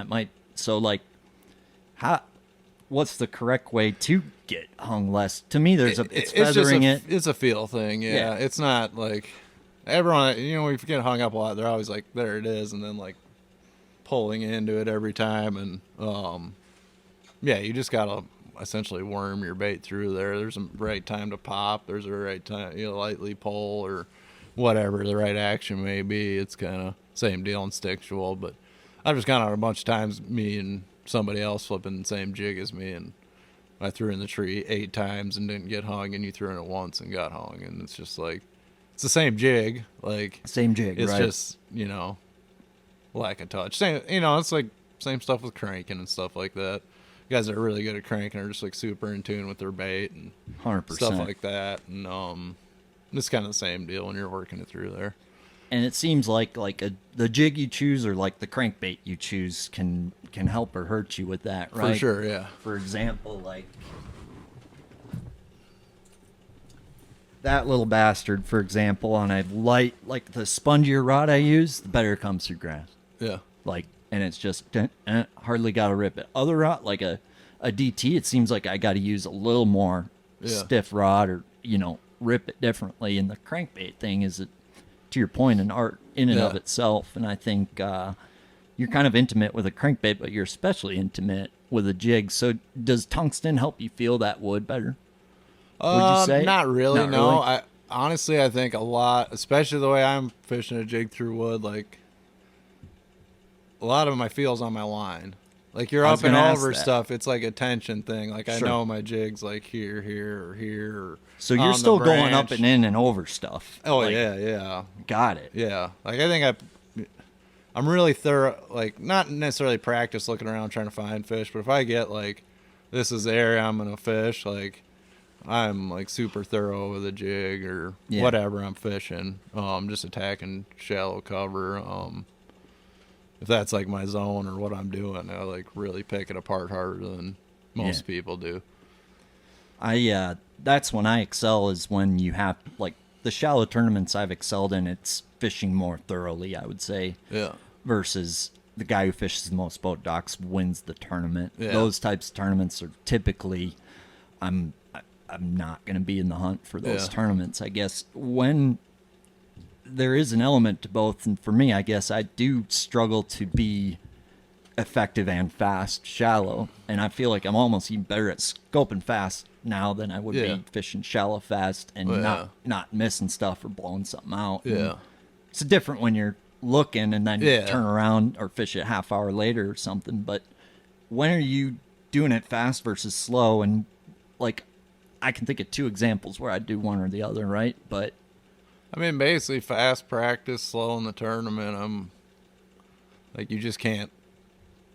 I mean, unless it's like you can fly, but not even when you're fishing. Like it'd be more like an isolated cover situation where it's like there's a stump here and there's a lay down 100 yards up there and there's a dock 300 yards away. Like maybe burning the trolling motor, jumping up, running on pad quick and hitting that. But if I'm like attacking shallow cover, it's always going to be fairly methodical unless it's up. So if you have anything you're going into, there's always so many different options. The only time you can really fish fast and fish shallow would be like if you're paralleling, cranking a riprap bank or going down a seawall or something like that, where there's one option. Yep. You know what I mean? It's you're Yep. coming down that edge. sure. But anything that you can get up and in or has options, that I'm pretty methodical with it. Sure. That makes sense. And a lot of it's more like with my cast and stuff. I'm not necessarily like just dead sticking a jig in a tree or anything like that. You know what I mean? I want to drop one everywhere that looks good, hop Yeah. it, shake it a couple times, bring it back and do it again. How about like, so to me, I'm not sitting on a lay down for like 15 I minutes. understand. You know what I mean? I'm just doop, doop, doop, doop, doop. unless there's 15 5-pounders. Well, yeah, if you keep getting bed, it's one thing. Right. But yeah. Well, so like to me, a time I would fish docks extra fast would be like them really dirt shallow, like Gull, Main Lake, Yeah. sandy And docks, like right? Minnesota docks for the most part are pretty quick fishes. I mean, it's a walkway, a boat lift, and a platform, and that's it. It's not like we don't have a lot of like the giant floating marinas and stuff like that. So when you say methodical, there's a pace to it. Yeah, like those docks, you could go down pretty quick. It's a I was shot gonna to the say. dock, a shot to the lift, and then if occasionally they will get like shallow on the walkways, and like that's an option too. But that's pretty patternable, and then you can almost just look at the dock until, depending on if it's that deep at the end of it or Right. 6 feet at the end of it. You know what I mean? Kind of where the sweet spot is. Right. So then you can run those pretty quick. But Sure. yeah, like a dirty water dock for me, most times it's like a 2-cast dock. Really? Maybe 3, yeah. And see, that's it's tough because so there's two ways. Like the way I was like taught to fish was, I would say there's like two philosophies. There's like the Pat Martin, frickin' 3/4 ounce jig. I'm gonna fish more shit than you, and I'm gonna hit him on the head. And then there was like a little more slow, methodical on the lighter side, which I would say I was raised that way. I feel like I'm not pigeonholed in anything, but I've noticed in dirty water especially, like, I don't know if it's they can't see as good or their strike zone ain't as big, but I do think, like, I feel so much better fishing behind anybody in dirty water over clean water, like a stretch of docks, right? Yeah. Because I've seen it Yeah, there's firsthand more where targets on the exact same dock in dirty water. There's more flips than the exact same dock, and the water's I clear mean, there. if you have to fish behind somebody, you can just you can make those 3 casts. You could turn that into 7 or 8 and maybe grind that day out, right? And I've just seen it on the dirty water where you make this cast instead of this cast not that far apart, or you let your bait sit this much longer under the fucking thing. But I don't know. I just don't enjoy fishing docks all that much. Really? I love it. I do. This lake here is like freaking good dock lake. So I enjoy it, but I don't love, like, it's not my favorite thing to do. Yeah. And I love throwing a frog, but I freaking like having to deal with the shit on my trolling motor is like the annoying part, right? Yeah. Oh, so it's like I want to throw a frog, but I really don't want to Yeah. freaking pull shit off my troller all day. Yeah. That's when you let your buddy drive. Yeah, no, that's when I sit in the back of your boat. Go ahead and take it. That's when I let you drive and we just flip mats all day. Oh, yeah. But like, I've seen it firsthand. But like, what makes one guy better than the next at flipping a mat? Because to me, like that, outside looking in, you're like, Same anyone deal can do it. Same deal as the lay down. Like, I'm I agree. putting it everywhere I think there's a bass. I don't think it's a hard technique to learn or do by any means. Yeah, putting, it's the same thing. You just do it enough. It's like, oh, it just feels like there's a bass there. And you drop it right there. And getting them out of there is a big thing too. Yeah. I see a lot of people. It's just a hard landing. This isn't a wacky worm on a spinning pole on Mille Lacs out in the middle of the lake. It's, you know what I mean? You're just never going to be perfect fishing like that. It's impossible. It was just really cool to watch this summer when we went, how tedious you were. I think that was, like, I hadn't seen you slow down like that. That's the slowest I'd ever seen you fish, was with the heaviest weight I've ever seen you fish. Yeah. Well, there's just so many places there could be a bass. You got a giant mat, and like really any area, every spot this big, in theory, is worth putting a bait. But Well, I mean, obviously you can't do that. You'd be there all day on one mat. well, think about how people used to ice fish before scope. Yeah. I mean, essentially, that's what you're limited to with your bait. and Pretty mad. much, It's yeah. like you're not pulling something No. through. Like, you're drilling up. You're freaking augering holes.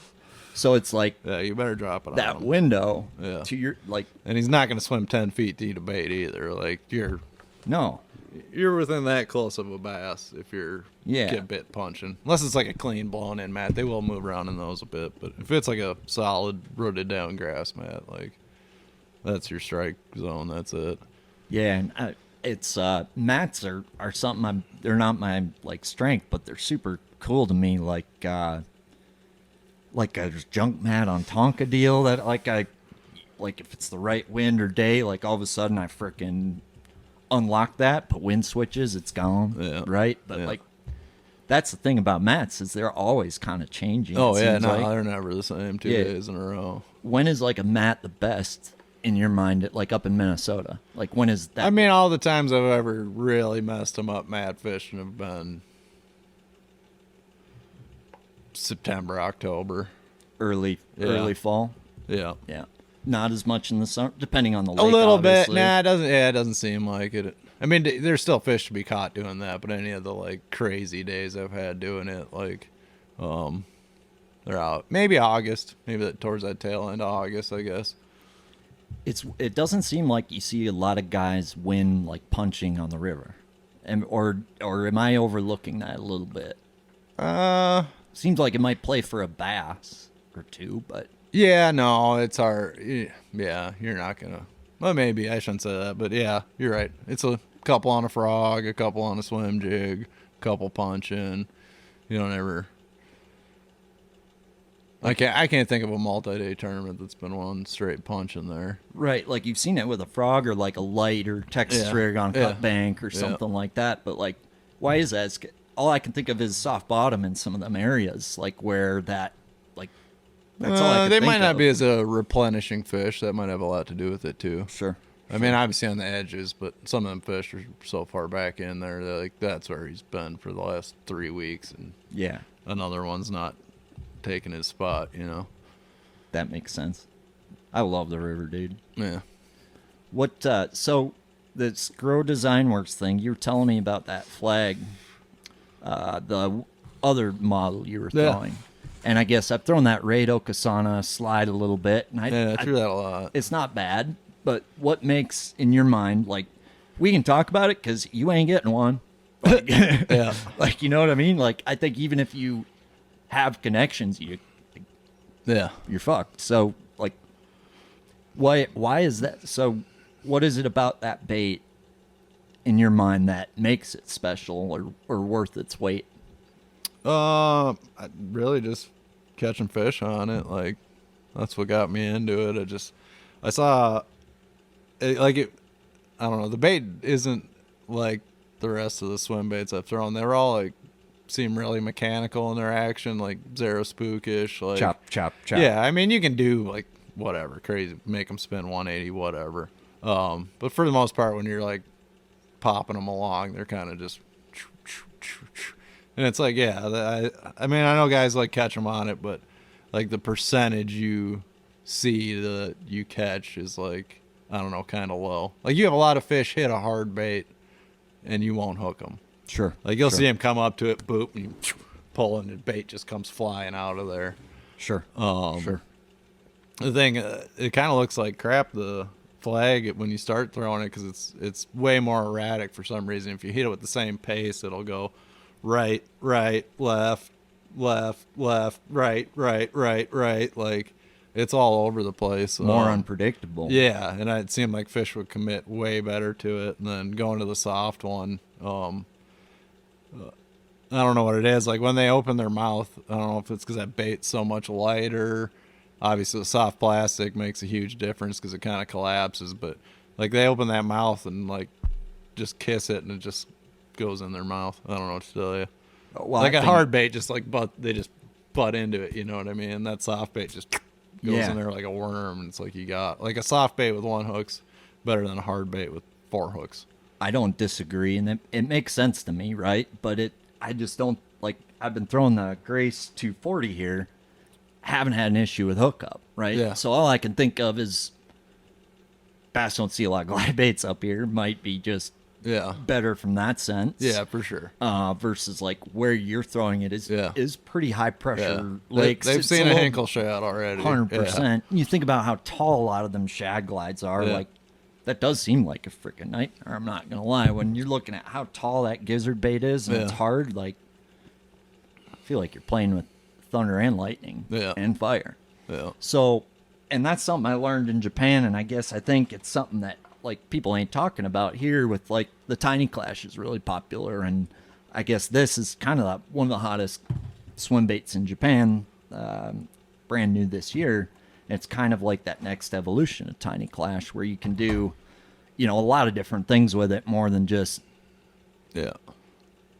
what everybody thinks a glide's supposed to do. And I think there's a lot more to a swim bait than I think we think there is. Like we're taught that you reel a mag draft in, and you chop a shad back and forth, and you mix up your speed, right? Like that's for the most part. Most people think there is to it, and in a lot of ways there is, but like when you're talking about what that bait can do versus every single other bait, that matters more in where you're fishing and where you're going than like I said, it doesn't look better, but they eat it. Well, and to me, I think the biggest thing I learned in Japan is like we're not making our swim baits look very injured up here. You know what I mean? Yeah. And like fish are opportunistic. Yeah. Feeders just like anything. And I think what they're doing in Japan that I think, your swim bait community is familiar with here, but is making something like not swim as good or like swim kind of fucking injured. Like it's got a fin missing, right? Or he's finding Nemo with the little baby one and the T-Rex arm on the other side or something, right? And I think that flag mimics a scared, more injured, less predictable fish. Same reason with the wigglewort, right? Yeah. I think there's something to that, dude. With anything, like sometimes dumber is better. Like sometimes the lure is too tuned, right? Yeah. And it is too precise, if you will. Yeah.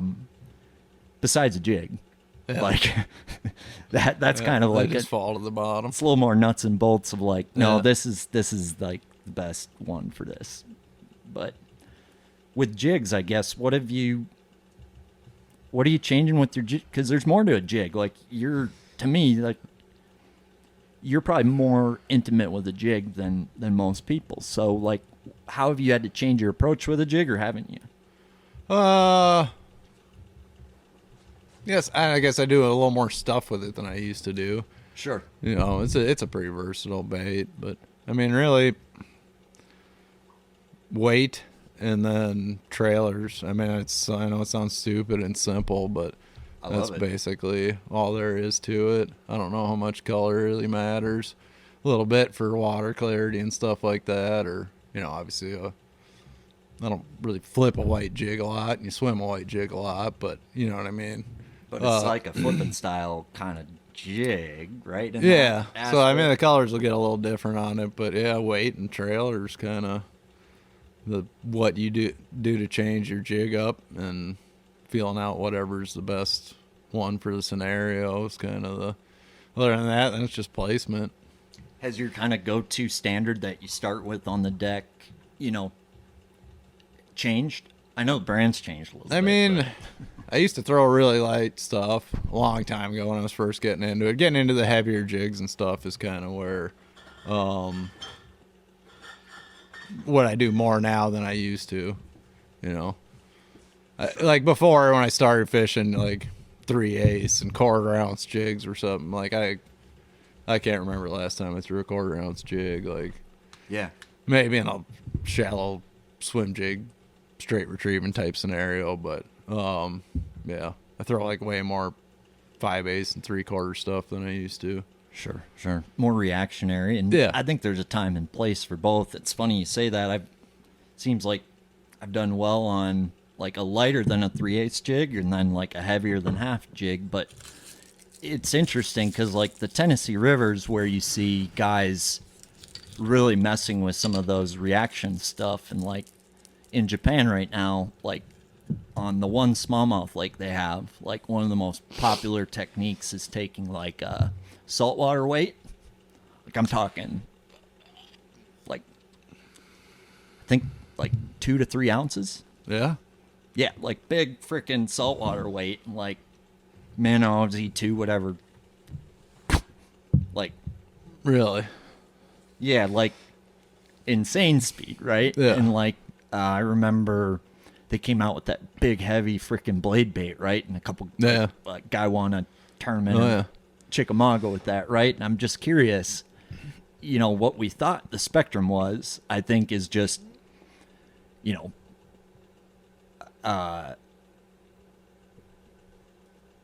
yeah, I've never, yeah, it's a construct. An ounce and a half or ounce and a quarter is probably I don't even know if I've ever thrown an ounce and a half jig. I know I've thrown an ounce and a quarter. Well, that's the problem with the jig. Like, you can get away with that with a drop shot a little bit. The hook's not even connected, right? But when we're talking a jig, you have limitations based on, like, well, how big's the hook going to be, right? Yeah. Like, because you have to increase that hook size probably quite a bit. Yeah, a little bit, for sure. Yeah. Account for that extra meat. So it'd have to be tungsten. Yeah. But I guess... yeah, I'm curious. I think you're going to see more extremes start to play, and I'll be curious. I think you're going to start to see a guy goes down the bank with a 3/4, and a guy goes down the bank with a 1 1/4 or a quarter. Yeah, and bigger or smaller catches them behind him. I guess. And it's interesting with the trailer, you can change a lot with that jig's rate of fall, I guess. Yeah. And, we don't need to say what trailer, but are you pretty particular about your trailer? I mean, I use the same ones, but not really. I mean, basically, you know, a no action trailer and then something on the heavy side, heavy action trailer, real action crawler, like a, chunk style trailer. Sure. And that goes are the only two you really need. And that's pretty much for me, just water temp, just cold, straight, warm action. And Sure. That's all I think about. You don't really think that. about like flatness of it or a glide with the fall or rate? Because I know like some guys will, this is probably jig on the lighter side, right? They'll think about a trailer that's going to make the jig move more laterally or horizontally, more of a glide or gliding fall, if you will. I don't know. You can overthink anything, right? Yeah, but no, I mean, I pretty much want them all falling straight. Yeah. I mean, a chunk style will give you more glide, but I want it falling straight to the bottom the first time. Then after that, you can do a bunch of different stuff, but I want it, like a rock to the bottom. You think pork will ever come back? Yeah. I think it's coming back right now. I want some pork. I know, dude. That size, I can't find it. It's not like it said it was going to be out, but it ain't out yet. Like, I can't find it yet. But I think I might have found an option. The problem is I can only get it in purple or white. Okay. So it's like, I'm hoping I can get you some in time for when you want them. Yeah. But I guess pork, it's not something that's talked about. Yeah. Like, I mean, it's you just don't hear about it. Like, they kind of quit making it. Yeah. There's Japanese pork on the shelves of Thorne all year. Nobody bought it besides you. Yeah. So I think that's weird to me, right? Yeah, but up here it's not going to be as big a thing. Like No? it'd be such a short a lot shorter window. You got like maybe 2 weeks of pork in here. Late fall. Yeah, or this year, early spring. Sure. But traveling and fishing the tournament scene, I'll probably have a couple pork derbs a year. Why doesn't it play in warm water? Like the action. You can still catch them, no doubt. They'll still bite it. I think it looks sexy. I think the action's better than like the blast. It's like freaking. Yeah. Maybe I haven't used the Uncle Josh shit, but that Japanese shit's like holy shit, this thing's like no, they're nice, alive. But yeah, I mean it's still a dead action trailer in my eyes. 100%. Yeah. But it ain't flapping. Yeah, I don't know. Feels nice. I don't know. It's durable. Like, it is durable. Too durable. Like, occasionally you can have snafus with it doubling on itself on a hook set. I suppose. But I think that's why a lot of people got away from that, and then the maintenance of it was just, you know, it's way easier to rip open a bag of chunks and plastic ones and pop one on than carry around jars of liquid all year, 100%. Yeah. 100%. Pork's coming back. In Japan, they're doing weird, like, a couple guys Nico rigging pork in Japan. The pork they got is looks way better than it's that anything Wagyu we've pork. ever It's that Kobe pork. anything we ever had over here, but I don't know. Dry Aged and wet, marinated in. It's literally pig hide, right? Yeah. Pig hide. Yeah. Is there a scent aspect to pork? Like, I mean, there is, like, but I think the problem is the liquid they got to keep it in to keep it from going bad. Usually, it doesn't smell like fishy. Right. It's kind of gross, but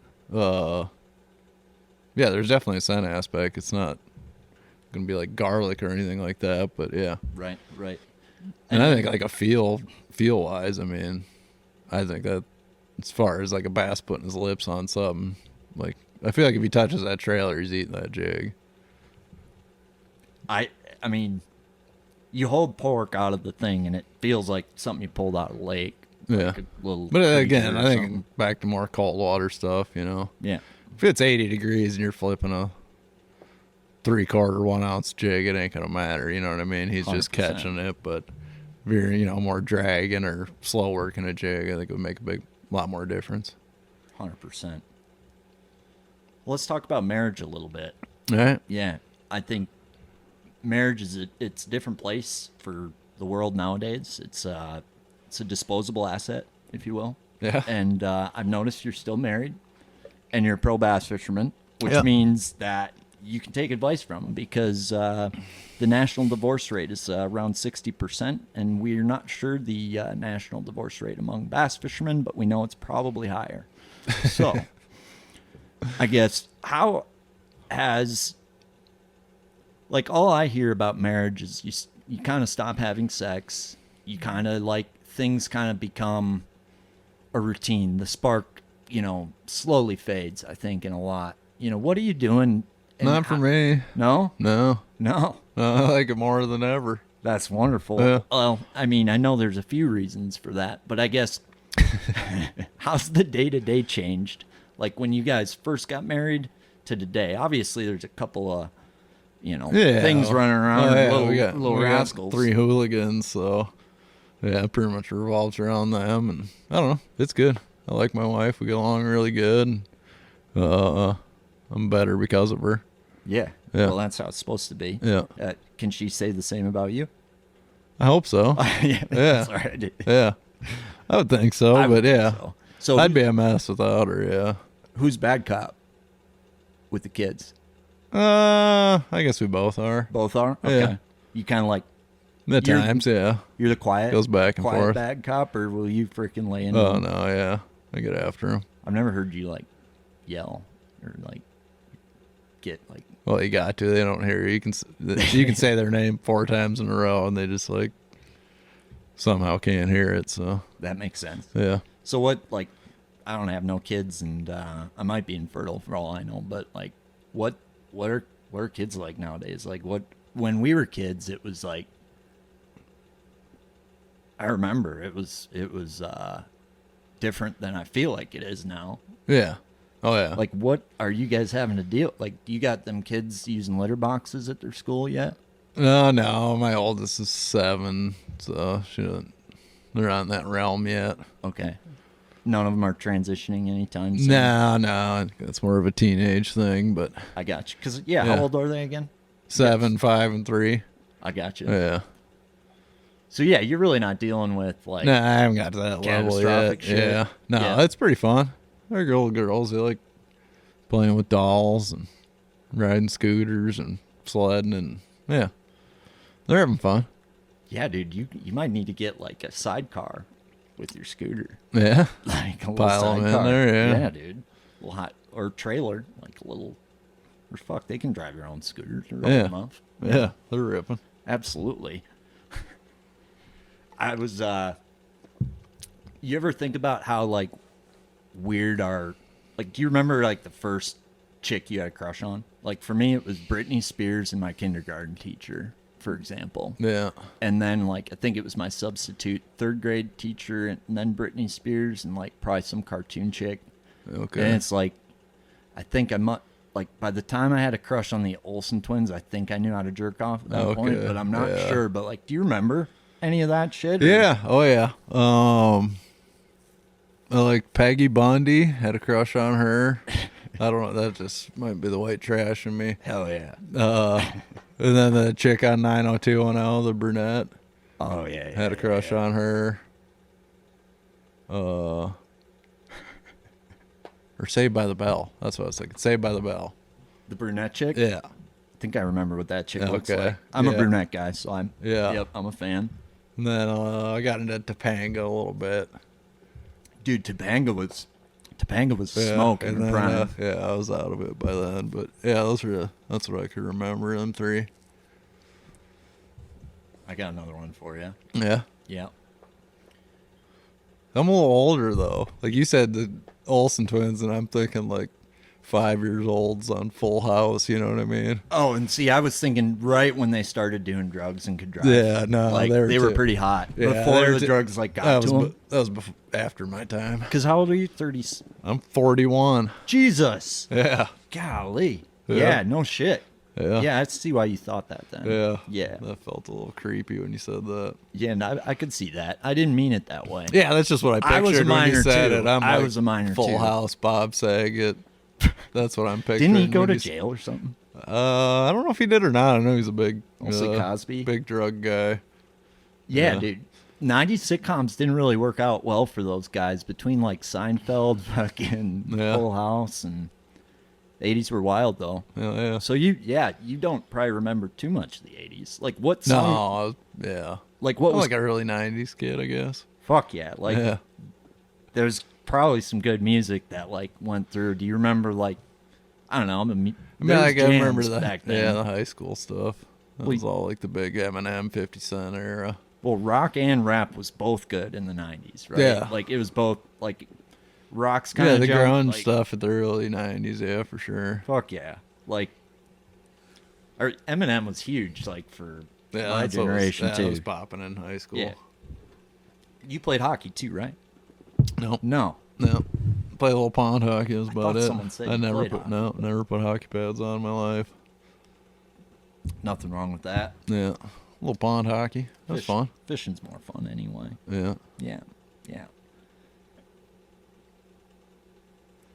Remember the first lure you fell in love with?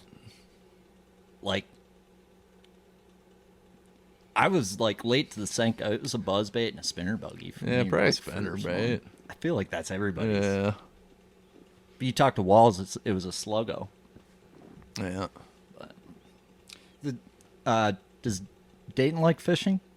I mean, That's good. she'd never go if I didn't take her, Nothing wrong with that. Yeah.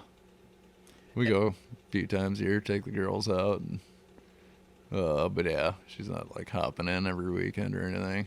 You know any elite guys where the wives are like as about it as them? It seems like it's not very like common.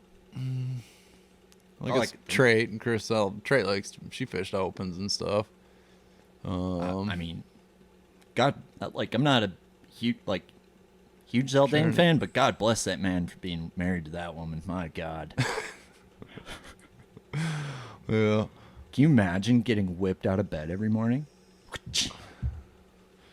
Be a rough way to wake up. 100%. Can you imagine just like your wife had your just dick in her purse like your whole life? Fuck that. Yeah.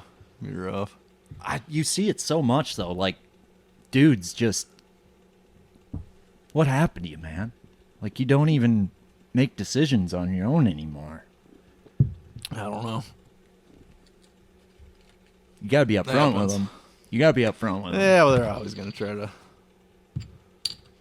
get you to not. Yeah. So black sheep. Yeah. I get a lot of messages about black sheep. And I know it's always kind of a rocky answer on when products are going to be here, so we don't need to necessarily talk about that. But I think the biggest thing is the day just keeps moving.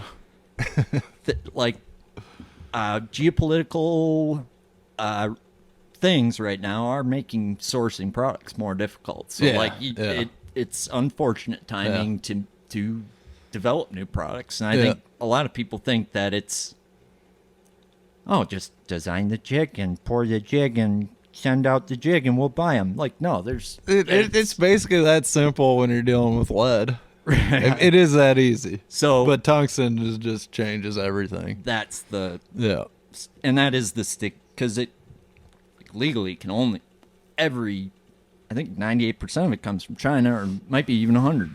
I believe 100.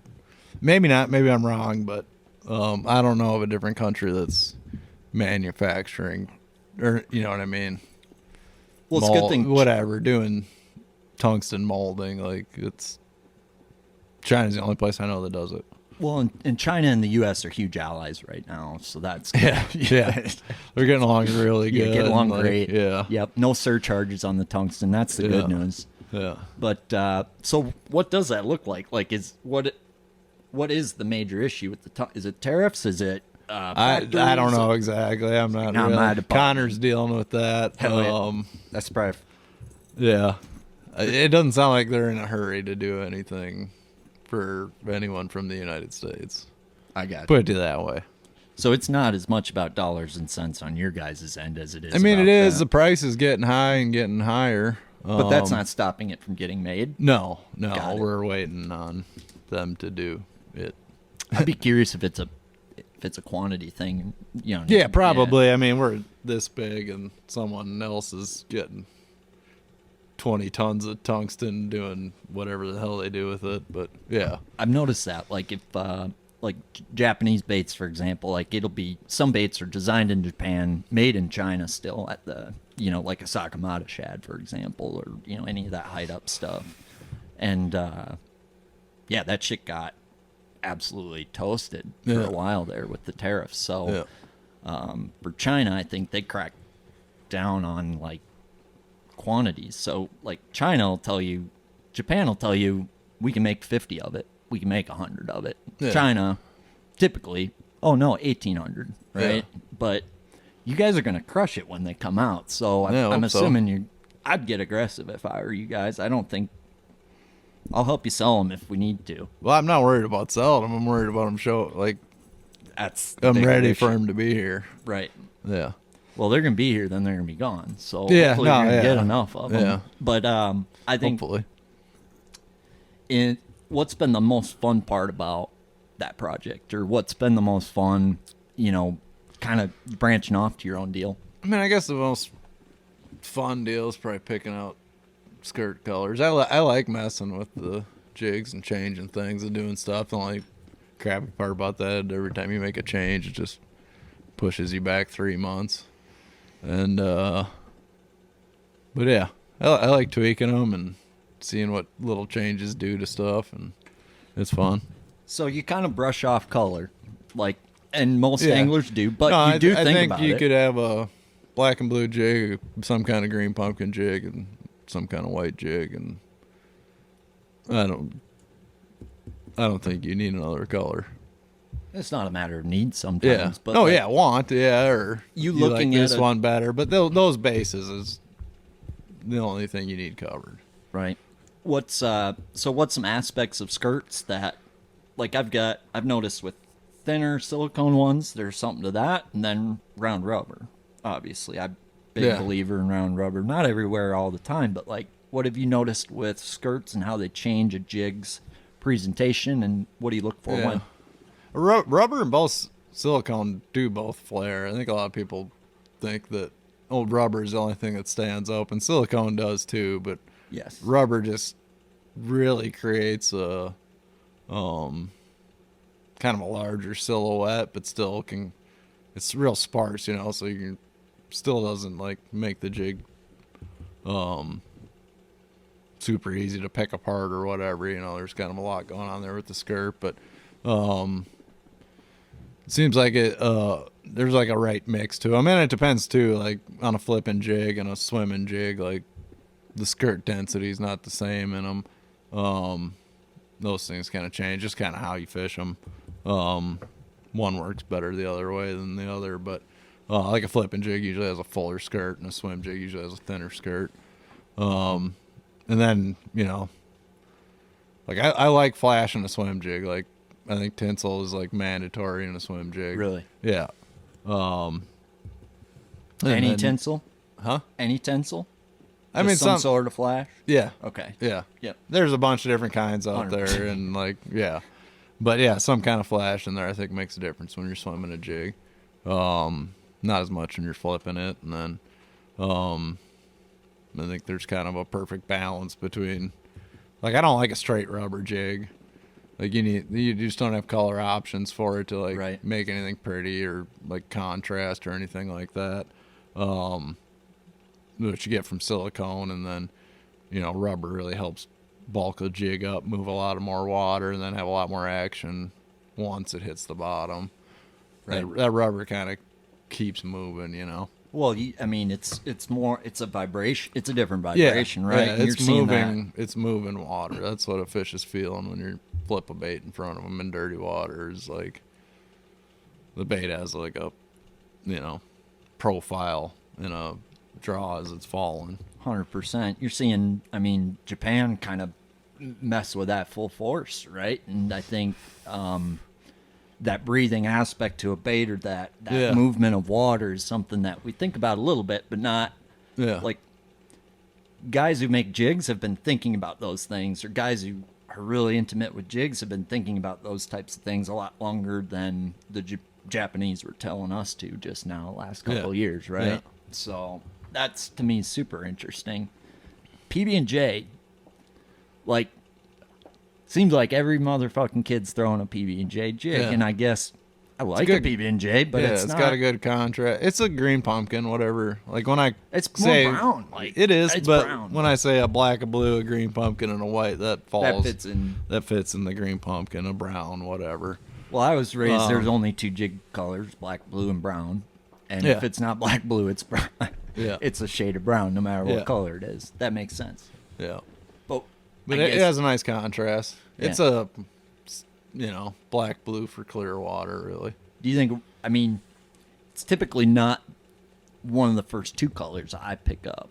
Like, is it, do you think it's more of a southern thing, or do you think it's more just in that guy's mind, confidence thing? In that guy's mind. Yeah. It's a nice contrast and jig. It's great color, like, especially on a round rubber jig. It's probably, if I'm talking a round rubber jig, it's probably one of the first colors I'm picking up, or first 2. But anyway, it's because a green pumpkin's harder to achieve in round rubber. Yeah. Have you found like a good green pumpkin round rubber? No, you got to mix the like colors brown or tan to give the illusion of green pumpkin. It's like brown, tan, or Christmas tree. Yeah. Yeah. That's what it is. But yeah, I think that's just a confidence thing, like black and blue, Yeah. Yeah. You flip a black and blue or a black and purple jig next to each other, it's pretty much the same. Sure. The blue contrasts a little more with the black, but you know what I mean? Like a PB&J and a green pumpkin jig, it's the same. I don't disagree per se. Yeah. It's just a confidence thing. I'm curious about this because in Japan you see, and you saw this with Kyoya actually on the Sabine last year, like finesse, like flipping, or finesse fishing covered, shallow. Like they're shaking like little, like something like this. Yeah. Like they're putting a weed guard on this so they can put this in a laydown with a BFS setup and catch a bass in it. And that's like how they feel they can get a bite. And I'm not saying this will be your approach in a non-scoping tournament, but do you see that stuff? Like in my mind, when there's 100 boats on the bank instead of 10 is when that could. Yeah. Like, I think it'd have to be really a small. about it. I think it'd have to be a small fish deal though too. Sure, like a martin, or if they made martin without scope, like you'd see guys dicing laydowns. Yeah, something like that. You go to a lake fork and that, I mean flipping that on Lake Fork is not an option. 100%. If you need 10 pounders, like it's probably not the scenario where that's gonna play. It's a Sabine or but I mean. Like I see it mostly being like a tidal shithole river. Yeah, like that makes 10 sense. 10 pounds is a sack. Yep. And that 1 3/4 didn't eat your full size jig, and here comes Kenta behind you with this thing, and he cuts 1.5 pounds right out of the tree and beats you by 1/4 pound. Right. Yeah. That the tree sense. That had been fished 20 times already today is the only one left there, but.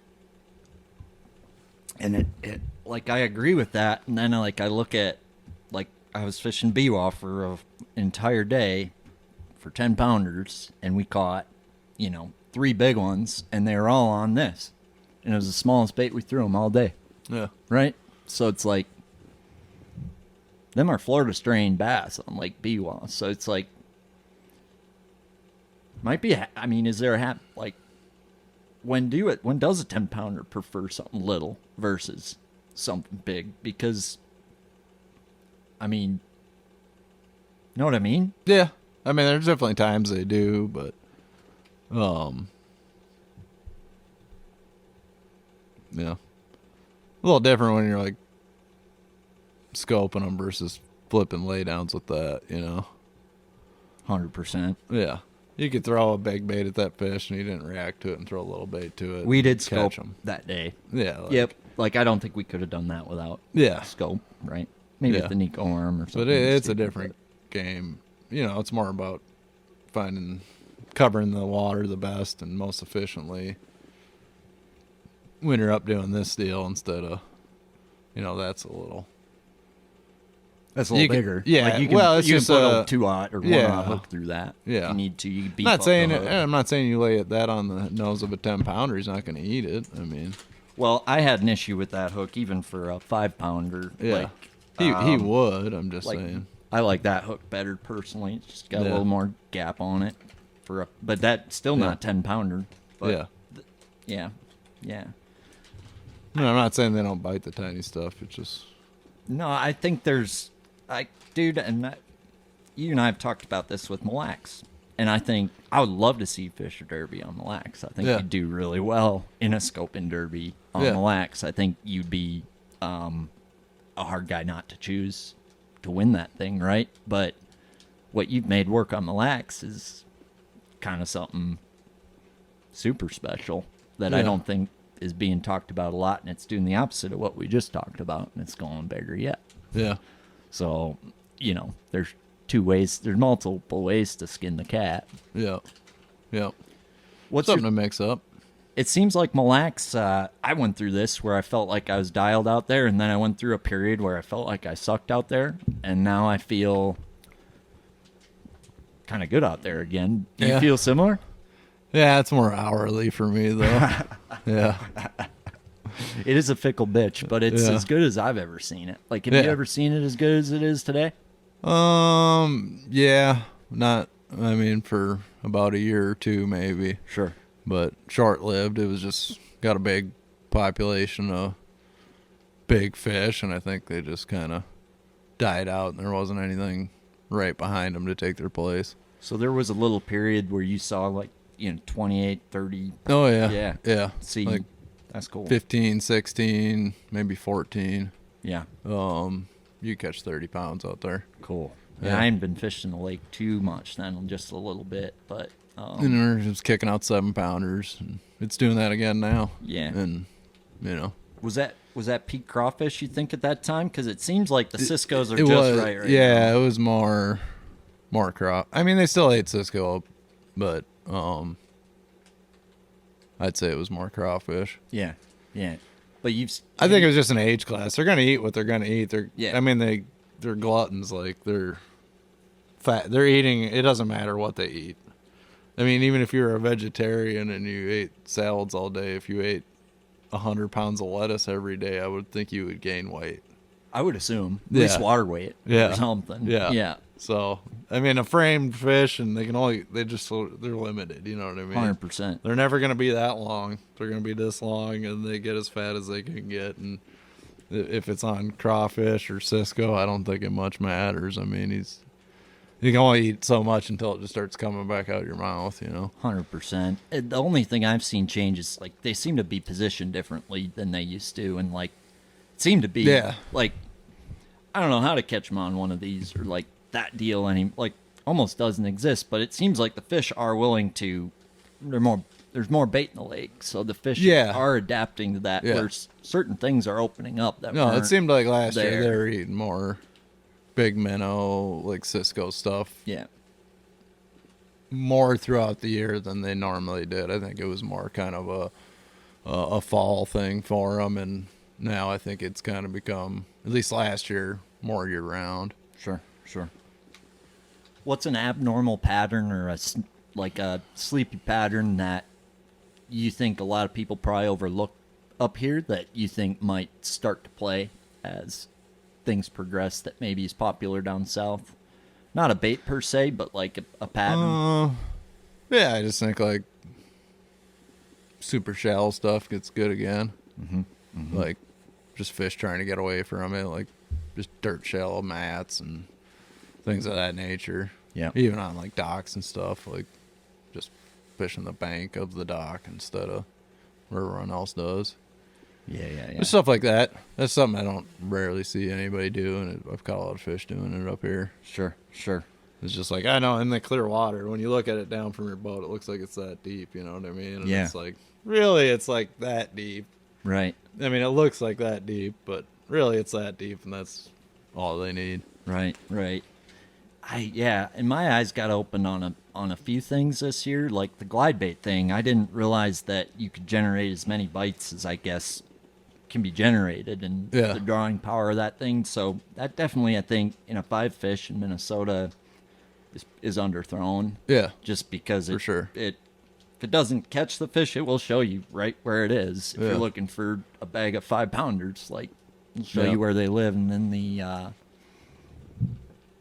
other thing is Dane got on dirty water basin minnow shaking pattern. Yeah. This year, and I guess that was on that Galapagos steer ride. Oh, nice. And I'm like crappies, bluegills out suspended on a pretty pressured, like 30-ish water lake towards the cities. Yeah. Like, it's just I don't try to do that shit. There's so much trash fish, like, or Yeah. I'm wondering how many people are doing that and not like talking about it. I don't know. You hear about that, or do you think? Yeah. I mean, I think it happens in most lakes. When do you do the basin thing? Like, to me, it makes sense. August, September.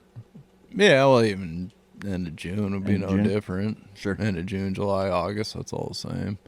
I mean, Pokegama, that all makes sense, right? But like, Yeah. largemouth, like, you just don't hear I about mean, I it. think they do it in almost everywhere you go. I think you're right. It's just I don't think a lot of us are looking for it. Yeah. Yeah. Yeah. Just behind the times up here. But our lakes are set up a little different, too. Having 100%. vegetation in them and stuff like that. Well, I mean, you look at pro You go to a fishing, lake without vegetation, like, obviously they're going to float. I'm honestly, like, I think it gives a lot of techniques time to make their way up here. Yeah. Right? And I Yeah. also think it will never be like a reservoir because of how we lay out. It's never going to be exactly like it is in the South. And that's, I think, what's tough, right? Is like the information you get in Minnesota, a lot of it doesn't necessarily apply Yeah. per se to the bait or the conditions. The only place that has shad in Minnesota is Mississippi River, right? Yeah. And that's like primary forage everywhere else. Yeah. Yeah. But I mean, bluegills suspend out in the middle of the lake too. I mean, damn it's right not, they do. Crappies suspend out in the middle of the lake. Like, I think crappies is stuff super they overlooked. eat Yeah. is living out there. I mean, they're gonna go eat it. You're right. Yeah. Bass will do what a bass is gonna do. Yeah. Curious if you have thoughts on this. Why is black buzzbait and a black frog popular, but not like a black spook or a black popper, right? Yeah. You ever think about that? Yeah. Well, I mean, it's kind of like I a have spook's thoughts. really like a shad imitator. Yep. Frogs and buzzbaits are bluegill imitators, so I think that's kind of where it is. But they all work. Black and white are, regardless of the topwater, going to be options. I think if you talk to anybody who likes like throwing a whopper plopper, the best color is black, Yeah. right? Buzzbait, it makes sense with the speed. Frog, it makes sense with the target. It Yeah, it's makes just sense to me, silhouette, right? yeah. Yeah. But Bait silhouette's nice. Same thing with the marabou jig. That's why it's not a topwater, but it's a fish down looking up at it. It's yeah, I think a lot of times, depending on where the sun is and stuff, even baits that aren't black on the bottom look probably pretty black looking up at. yeah, You know what I mean? Just because they're in the shade. 100%. When you picking up a prop bait over versus a popper or in a spook, like Bedfish. bedfish, post spawn, like Bedfish. really? Yeah. How come? It's a bed bait. Really? Maybe a bed and frat garter bait. Sure. So it Yeah. doesn't work as good like late season for you, or like on the river or something. A prop bait? Yeah. No, it's a bedfish and fry garter bait for me. Gotcha. Yeah, Interesting. yeah.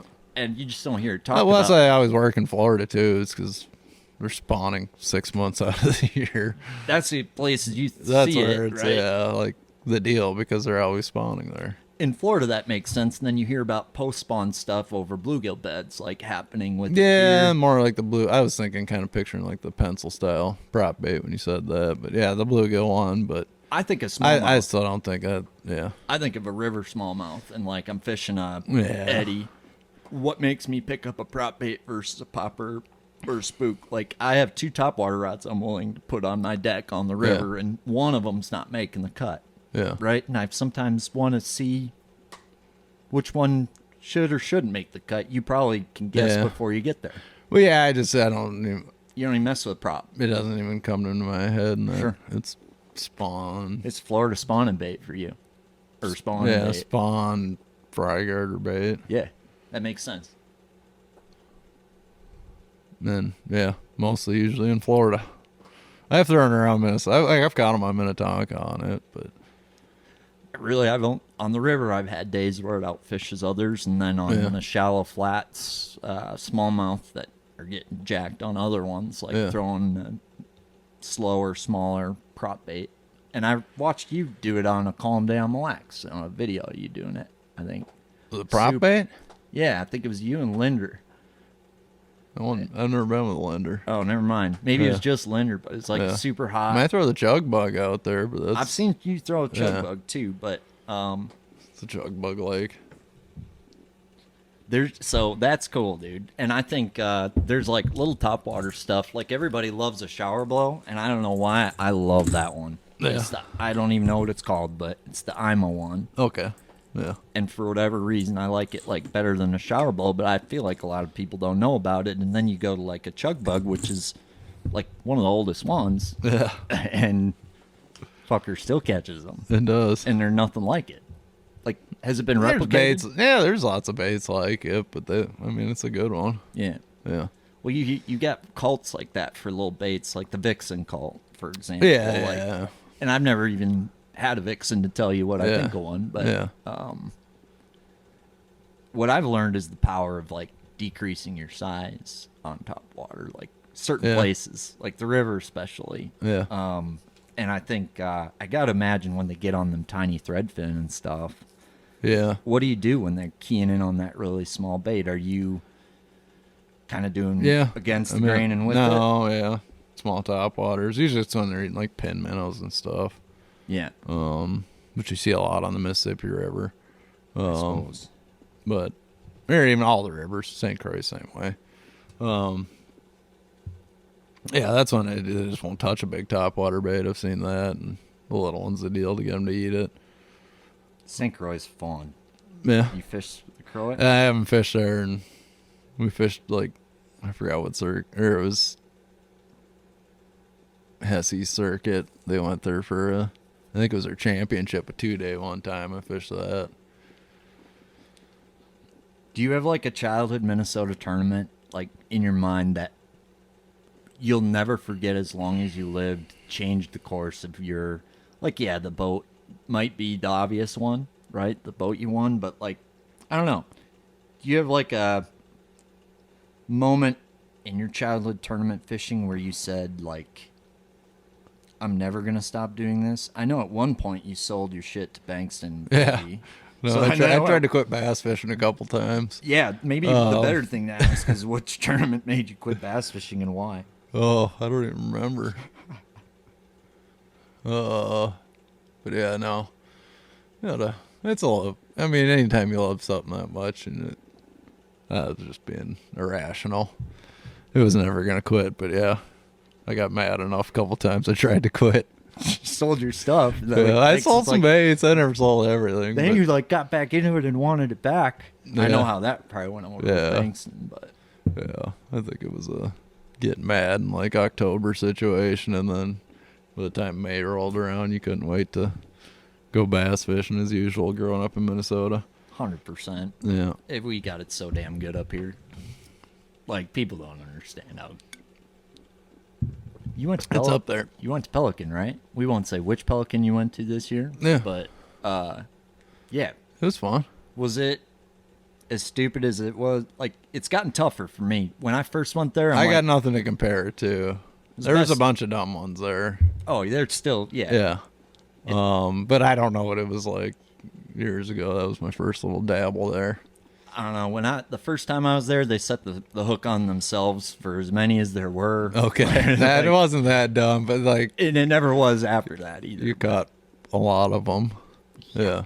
That lake's special because of all the grass and like it's just a really cool. It is ecosystem. a cool lake. It is. It's the best crankbait. Well, it's a lot like Vermilion. It's just got way more bucket heads than Vermilion. Well, it's got more grass throughout the whole. Like the whole lake's grass flat, like essentially, right? Versus Vermilion, you've got little sections. So to me, it makes sense why there's more buckets in there. Yeah. I can't believe how well them buckets and smallmouth mix together. Did you get to experience that? Yeah.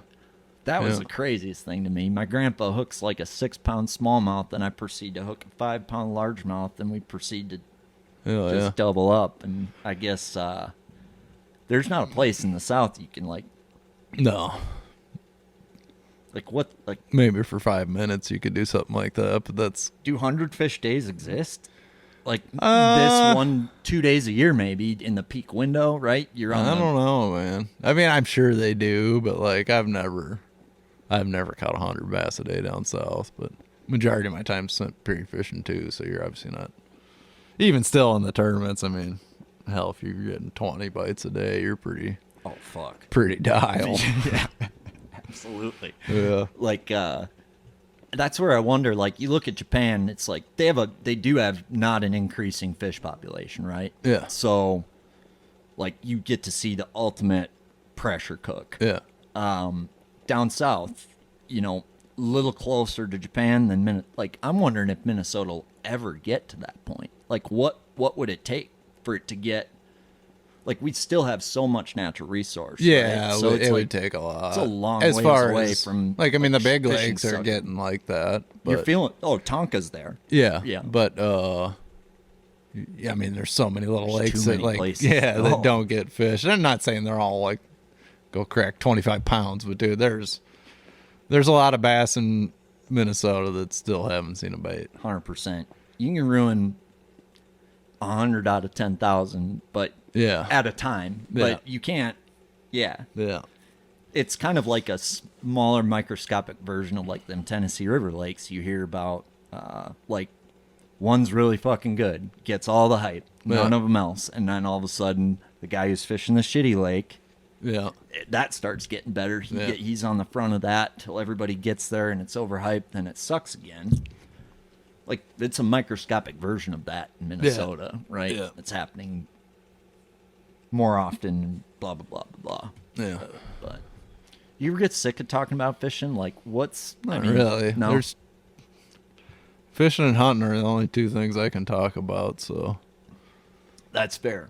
like if I'm not talking about fishing, I just be a mute. I mean, there are worse things to be, but yeah, no, that's good then. Well, at least you can talk about hunting too. Easton would be a full mute if you couldn't Yeah. talk about fishing. But Yeah, it's all right. what is a good way to hustle to get by so you can fish more? Because you spent some time, I remember, doing some construction, doing some different odd jobs and ends. Like, if you're truly about it, what kind of, I mean, you might have to sell dope for a year. You might have to. Yeah, whatever you got to do, man. Yeah, like, yeah. Bills got to get paid and fish got to whatever you get gotta caught. do. Yeah. OnlyFans, Oh, yeah. sell dope, work. I mean, Absolutely. whatever you got to do. And I mean, you fuck with AI yet? Not really. I've just started I dabbling. don't like it. Like AI videos piss me off. Yeah, dude, me too. Yeah. Like, I was fucking with one. I actually made one. It'll probably piss you off, but I don't care. Yeah, probably. It's actually... I don't know if my volume's on. Hold on. Oh, it's not working now. Oh, it's loading. Got too much storage on my shit. We're not going to start making out on there, are we? No, but Okay. it's weird. Like, your face is like changed away from. I don't know. It's fucked up. I feel like you could. I don't know. What's nice is you're established, right?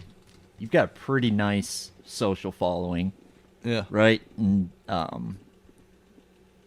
think starting now and getting that social following that you've got would be a lot harder. Would you agree?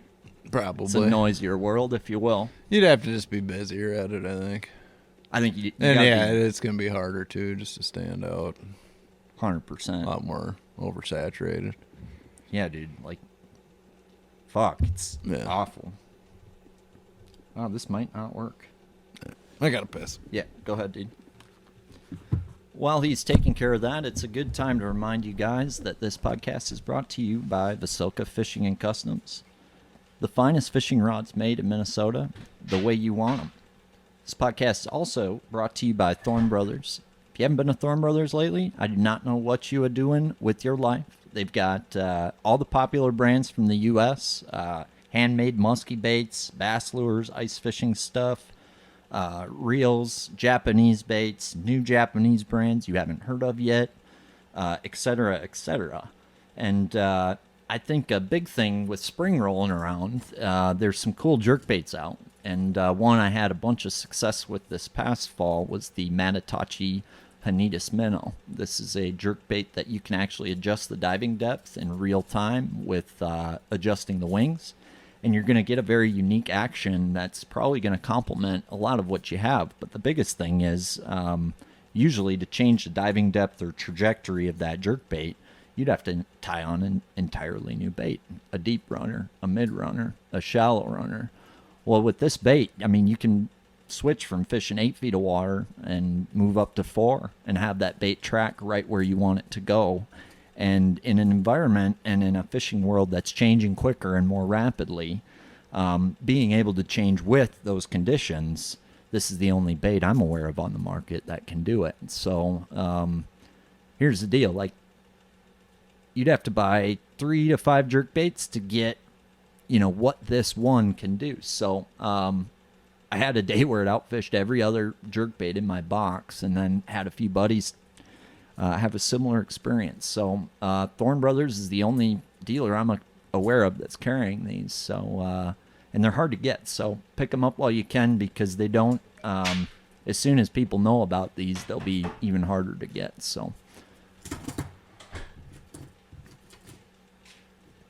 And if you haven't heard about the new Black Sheep jigs coming out yet, they're designed by true aerospace astronauts with the finest components, and they'll be coming. They're worth the wait. Are you guys going to be doing pre-orders at all for them Black Sheep jigs? I don't think so. I think you'd sell out of your pre-orders if you did. So I don't know what we're going to do. But. Well, just a random survey. If you are interested in pre-ordering some Black Sheep jigs and you think they should offer a pre-order, leave a comment in YouTube or Spotify, and if that's something, if all of you say you'd pre-order it, that's some data or some feedback that I could give to Connor at Black Sheep,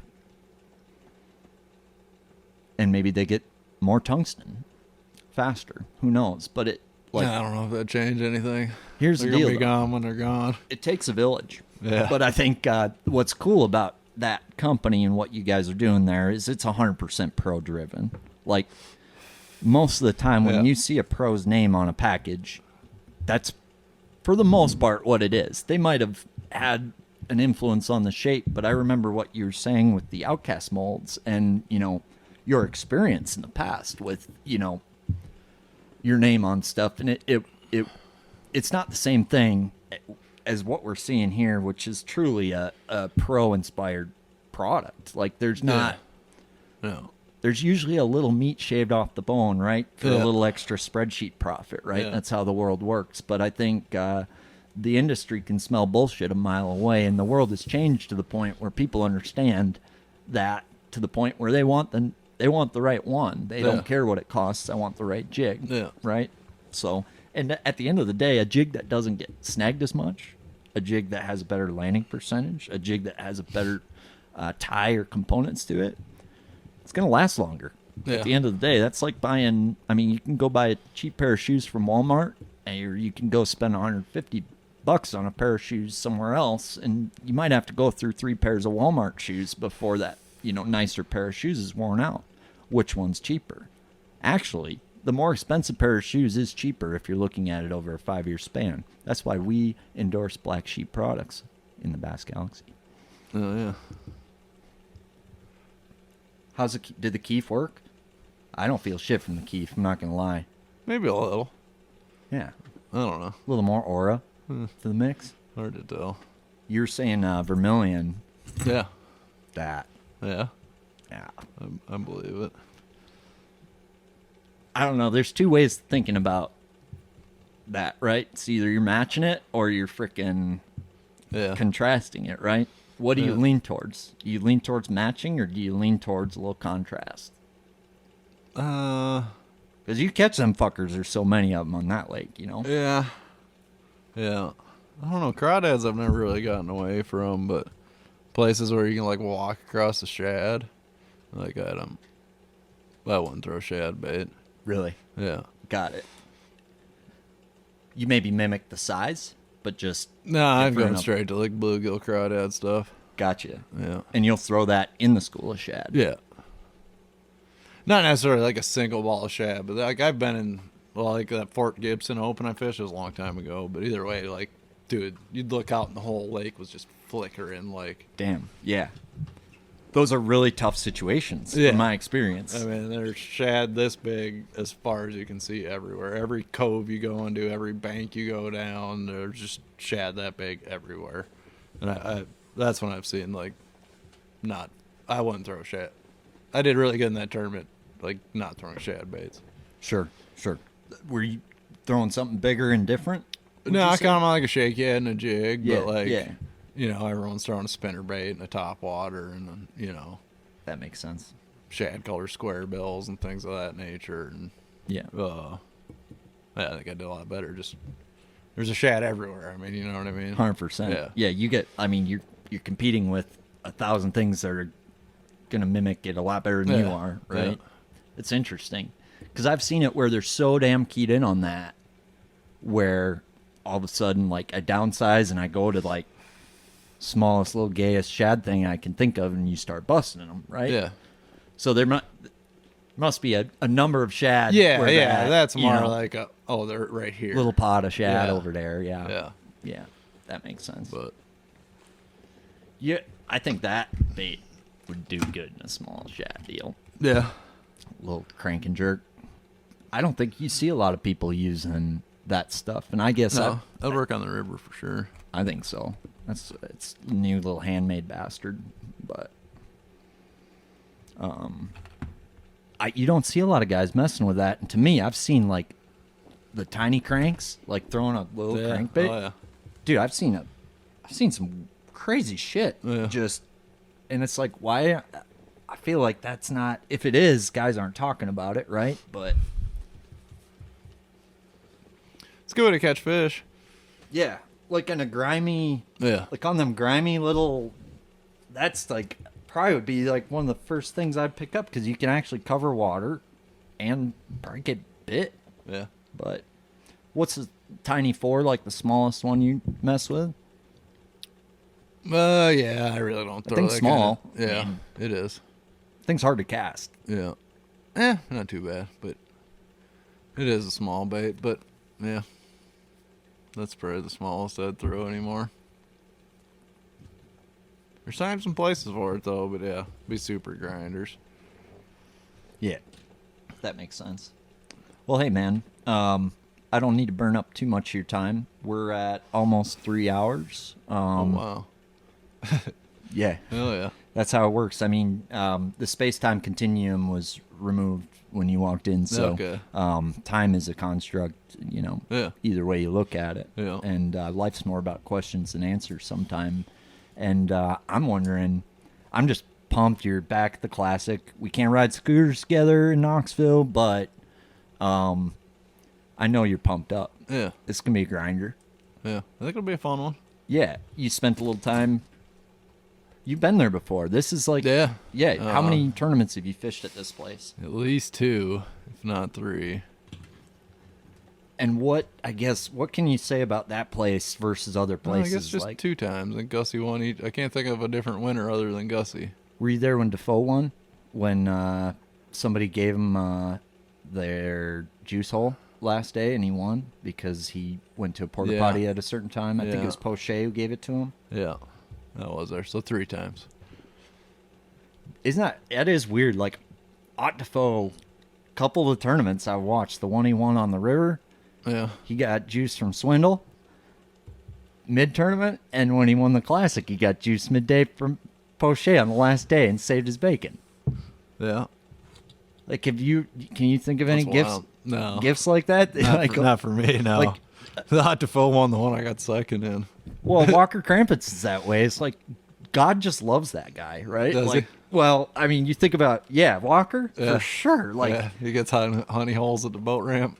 no, Just a guy pissing. He's just like, yeah, they're all over here. No, he just finds the best thing he can pull up to, and it wasn't the best thing, but because of how the day went out, fish got blown out to him, right? And he ends up winning when the fish are moving the opposite direction, which to me, that happens. Yeah, that happens. I'm not cursing God here. I'm saying he got a honey hole when he was at I'm just saying God loves potty line. I'm just saying I think God loves some people more than others. An Ot Defoe to me is a good example. Okay. God says, hey, I think you have to pee now. And God says, Keith Pochet, you wrecked him today, but it wasn't enough to crack the top 10. You have to pee now. Yeah. I don't know. Yeah. I don't know what I believe. Maybe. But it sure seems like it. God loves Randy Howell, too, more than me. That's okay. I don't know. What tournament are you most excited about this year? Gunnersville or Champlain? Yeah, Gunnersville right now. Yeah. Just because it's coming up. I'm always excited about the next one, really. For Just sure. Kind of the best. Yeah. I was I'll be all about Lake Martin right as soon as Gunnersville ends. I always get most excited, I think, for lakes I've never been to. Yeah. For some reason. I don't know why. I don't think we got anything I haven't been to this year. What's a new lake you've been to that? Oh, I guess no. I got two I've never been to. Tom Bigsby. Arkansas River and Tom Bigsby. I don't know what I was thinking. Yeah. Do some Kevin Short shit on Arkansas River? Or I don't know. I feel We'll like, see. yeah, who knows?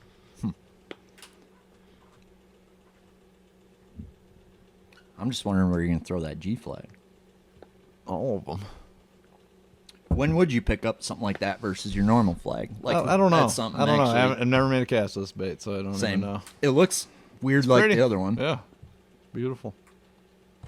I don't know. We'll play with it. Right now, I mean, I bombed around the big one a little bit when I was down there pre-practicing. It doesn't seem, I think the 170, it's less erratic than the 170. It makes sense with it being shorter, kind of, right? Yeah. Seems like you're not going to get as much Yeah. slide or glide with the shorter one. And them shorter baits just seem to be have less of a window. Like post spawn window seems to be when. But if you mean like the bluegill profile? Yeah. I don't know. I've never. I mean, other than a gyron or whatever the hell that bait was called, I I remember threw I bought one 10 of them. years ago. I caught 2 pike, I said, "Fuck this lure." They bite it. They do? Yeah. But like dumb, like spring Minnesota, like going through a canal. Fuck, oh, you know. Right, catch them off my dock. Yeah. This spring. Yeah. Yeah. But yeah. You rooming with Robertson again? Uh-huh. Cool. Yeah. What the fuck is that like? It's interesting. Yeah. Yeah. It's always something. It's always something. Something. Yeah. Always something. Like, what's the pillow talk like? Like, Yeah, it's it got, depends. like, It's all random- over the place. Yeah, I could see that.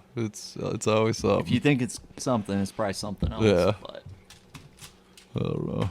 do you mess with? This is a gay question, so I apologize, but this is actually a new brand, and you and Easton work with so many damn companies that we really don't have any opportunities. But I was wondering Is it if a new you would. Spike It pen or what is it? It's just a marker pen. Oh, okay. So you can mess with that thing and let me know what you think. Can you do it on soft plastics with this? You can. It doesn't show up as good, but Let me see that tube. Elastec it does. Does it? It seems to work better on Elastec than not, but you can really. They make UV and non-UV, matte and neon, and Okay. then anything from black to blue, chartreuse, pink, chartreuse, clear. Does that like wash off when it gets wet? If you don't let it dry, it probably will. But it doesn't do as well on soft baits. I Yeah, will admit I that. see that. But like your elastomer ones, like it seems to do better on that harder elastomer. if What's that up? makes- You got any elastomer here? I do right over here. Give me 1 sec.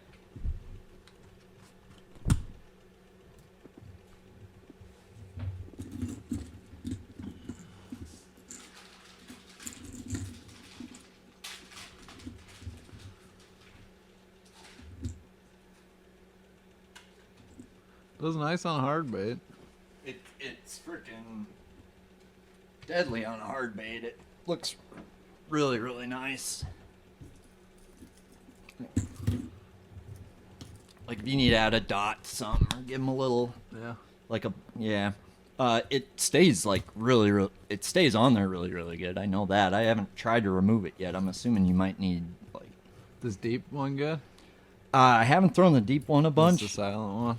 Yeah, but I can tell you, them hooks are deceivingly sharp. You got the cap? I priced, yeah. Are they?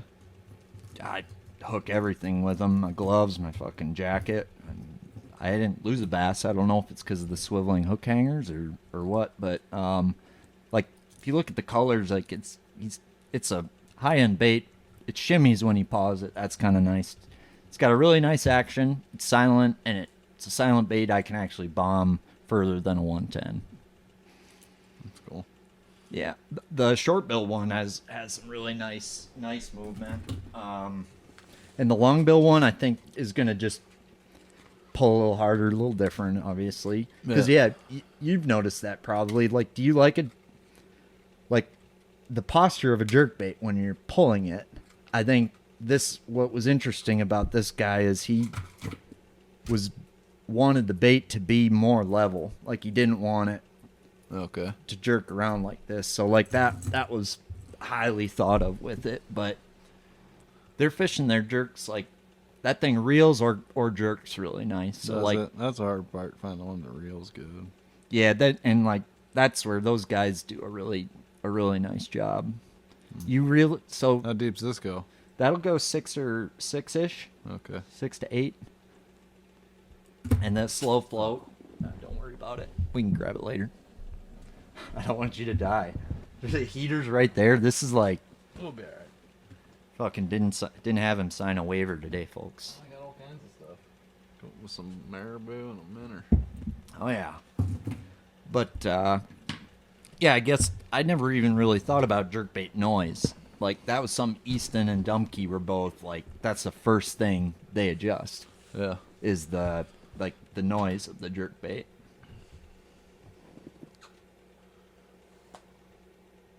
Looks a lot better on elastomer. Yeah.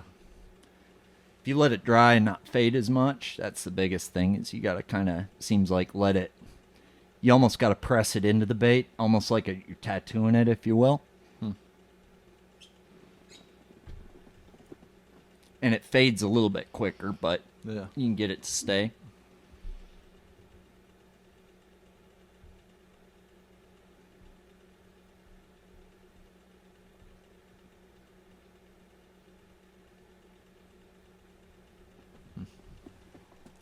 I don't like to get into too much of that cutesy stuff, but I saw it and it seemed like a nice one, and I don't know if people buy them or not. Or is that something you're using, like a little dot or adding a little something to a bait? I mean, I always carry like spike pens with me, but they aren't great on hard baits. They are not great on hard baits, and you hear stories. That's spike it, isn't it?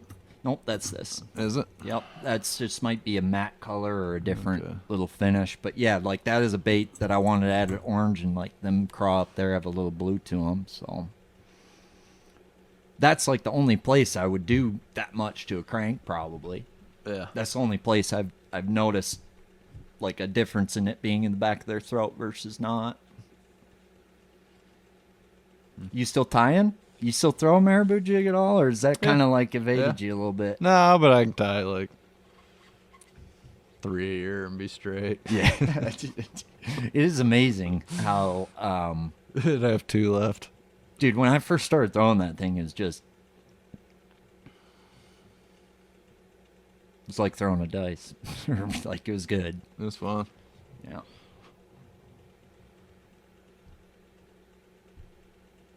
He's got a 6-inch version of that coming out. Was he? Yeah.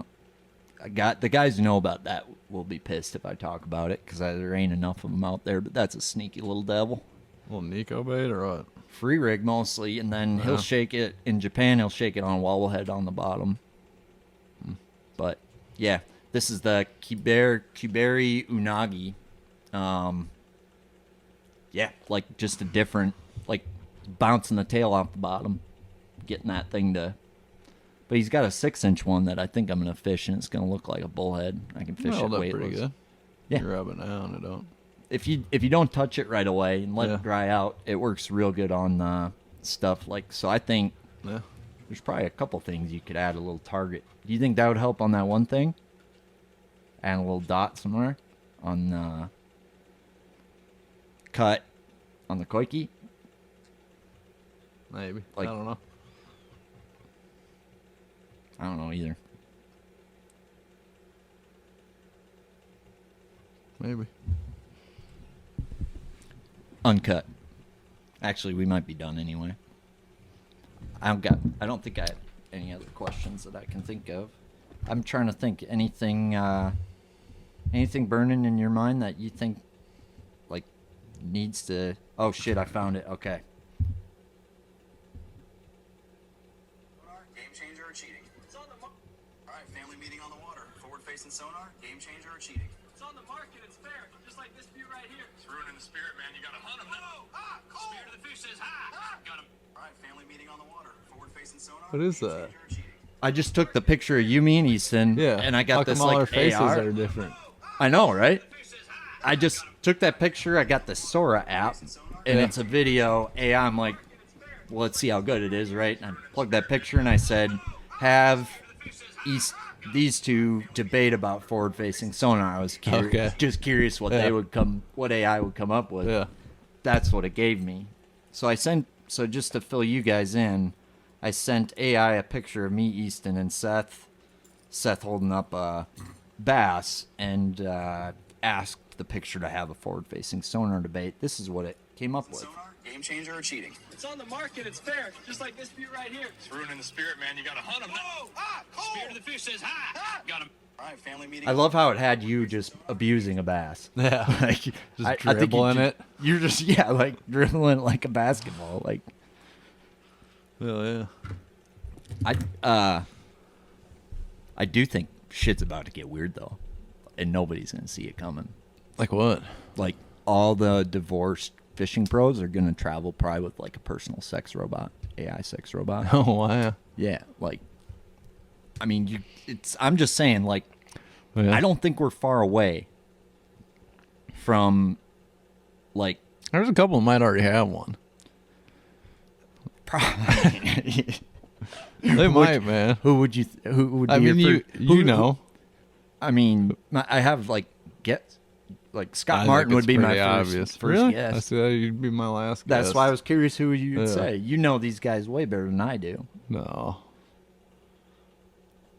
The guys who so think of the guy who gets laid the least. That'd be the first guy with the sex robot. Yeah. Who's not too religious. Yeah. Yeah. Yeah. Yeah, Scott. I don't think Scotty needs a robot. I mean, the good news He's is a suave devil. That's right. He's got 6 wives for that. Come on. Yeah. Come on. He's got a regional wife. I don't know. I have no idea. Sorry, Scott's wife. Yeah. I know she's an avid listener, so she's probably pissed right now. But I'm just saying I don't think he needs a robot. No. I'll just be curious. I've never met a chick who can beat off better than me. I've never met a chick who's better at giving me a hand job than me. So, good luck, robots. That's all I got to tell you. Yeah. Like, blowjobs are one thing. I can't do that better. I can't do that at all. Right? Yeah. But the good news is all this ethical bullshit that everybody's getting all panicked about, as soon as the sex robots come and you're bitching about the ethics of live scope, I'm sorry, we got bigger problems in this world. You know what I mean? Yeah. So it should take some of the heat or the bullshit attention. You should get asked less questions about live scope as soon as that. As soon as the sex robots come? Yeah, that's Okay. so. If you're sick of getting asked about live scope, then maybe sex robots are something to look forward to because it's going to take the attention off of you and scope. What are you asking me about scope right now? We've got sex we've got robots bigger running problems. wild. Like our whole world's about to be taken over by the fembots. Yeah. Yeah. What year is that coming? I think they're here. It's just they probably haven't It's not enough of them. Well, keep in mind, like AI, the progression of it is like they're gonna go from like obvious sex robots to like you gotta like probably feel down there to figure out if it's a robot or not. Like it's gonna get Okay. better and better, more Yeah. realistic. Like you already see like videos of like the realistic ones that obviously we're not allowed to have yet. Yeah. So I think, well, it's that's a bigger debate of like, there's people who've said we've had technology like since the 50s that you wouldn't have thought we had, right? So it's like these I mean, who the fuck knows Yeah. what's been around and how long? I mean, you think about it, they might have been scoping before the Ice Age. How the fuck do you know how advanced we were before the Earth totally had a mud flood and everything got eaten by itself, right? Yeah. I don't think they had a need for it. Probably not.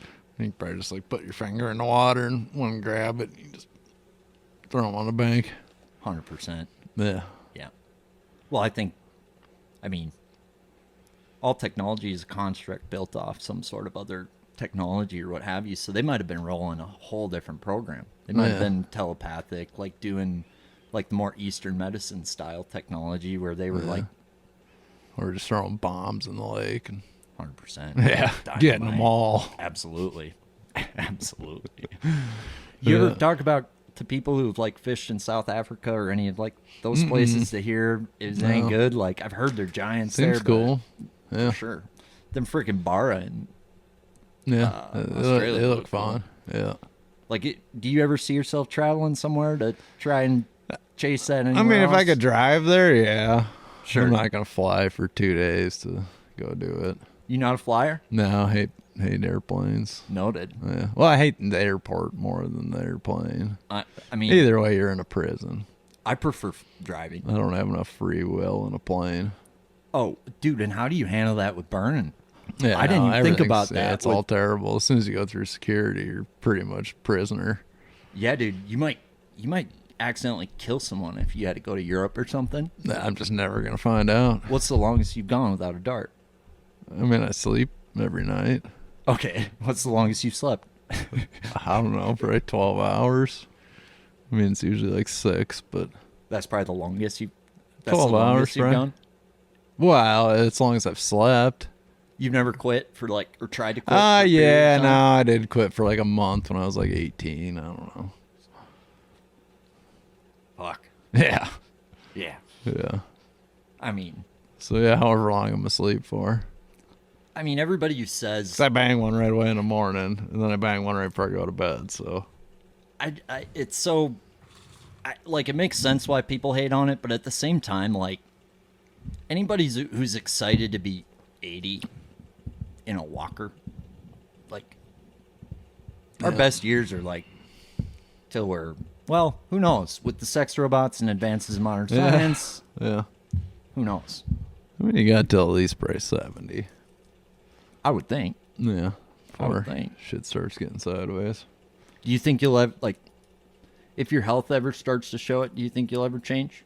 Or do you Yeah. think you'll say, I'll "Fuck it"? probably have to quit at some point. So you, Or maybe I'll be that 104-year-old dude. It's like, I smoked a pack of Marlboros every day of my life. Doctors were wrong. They're all dead. my neighbor across the street, like, oxygen tank, freaking still burning them. Yeah, like, yeah. I respect the hustle. Yeah. I don't know. We'll see. You never know till you're there. I didn't mean to bring up the doom and gloom like that. It's all right. Let's call her. Thanks, dude. Hell yeah. You want to have a piece for the road? I actually do. Hell yeah. This podcast is brought to you by Peace Cigarettes. 100% Virginia leaf tobacco. American Japanese cigarettes. Is this a 20-pack, isn't it? I didn't count them, but It's got 10 milligrams of something and 0.9 milligrams of something. Yeah, 20-pack. is there any pack shaped like that in the U.S.? Maybe not these corners cut on them like them, but this is closest to a U.S. pack out of anything I've seen out of other countries. Yeah, A lot of them got like the big like gum pack looking things. Oh, really? Yeah. I haven't seen that. Well, kind of like that, but bigger. Sure. Like Canada, they're 20. They do a different number than us. They can make a 30 in a pack, but they get like a big ass fucking thing. Looks like this, just that big. Remember the old Michelob Golden Draft Light with the dented cans around the side? Those are nostalgic to me. Oh, the cans are just straight round now? They don't have And a little... gold. Okay. Yeah. No, they used to have them ridges. I remember that was the first beer I ever drank. My grandpa gave me a sip of his at like a family deal. You into whiskey? Like No, No? not at all. No. Beer and that's it. So the tin cup deal was just for Pedro then? Pretty much, yeah. Yeah. Well, I figured like you get with Robertson and those guys, them Kentucky folk think a hell of a lot differently about whiskey. Like it's Oh, yeah. different. No, there's a lot of people who are way into it, but yeah. It all tastes like shit to me. I remember after my dad's into it, he's got like this super fancy fucking like whatever, go to the bar, like $100 shot, little fucking bottles of fucking whiskey, and he's always saving for special occasions. So after AOI, we fucking took a shot of it. Fuck. It could have been fucking the worst whiskey on planet Earth. I would not have known the difference. It tastes like shit too. It's like rubbing alcohol. It does seem to depend on whiskey. You'll have like $100 bottle of scotch, and that shit never. It's too freaking gasoline-y to me. Yeah, but I don't like any of that shit. You get a decent bottle of bourbon, it's at least drinkable or something. But the price isn't always like. It's like wine. Like I couldn't tell you the difference between a box of Franzia and a fucking $100 bottle of Cab. Yeah. Not me either. I don't think a whiny could. I think those guys are full of shit. They might be. Because you don't do coffee either. Oh, yeah. Big time coffee. Got it.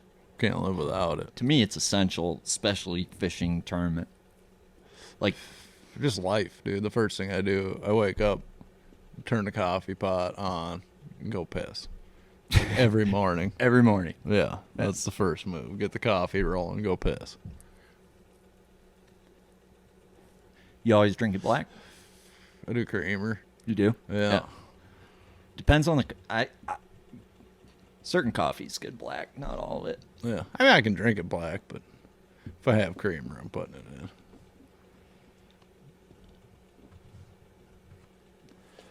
in.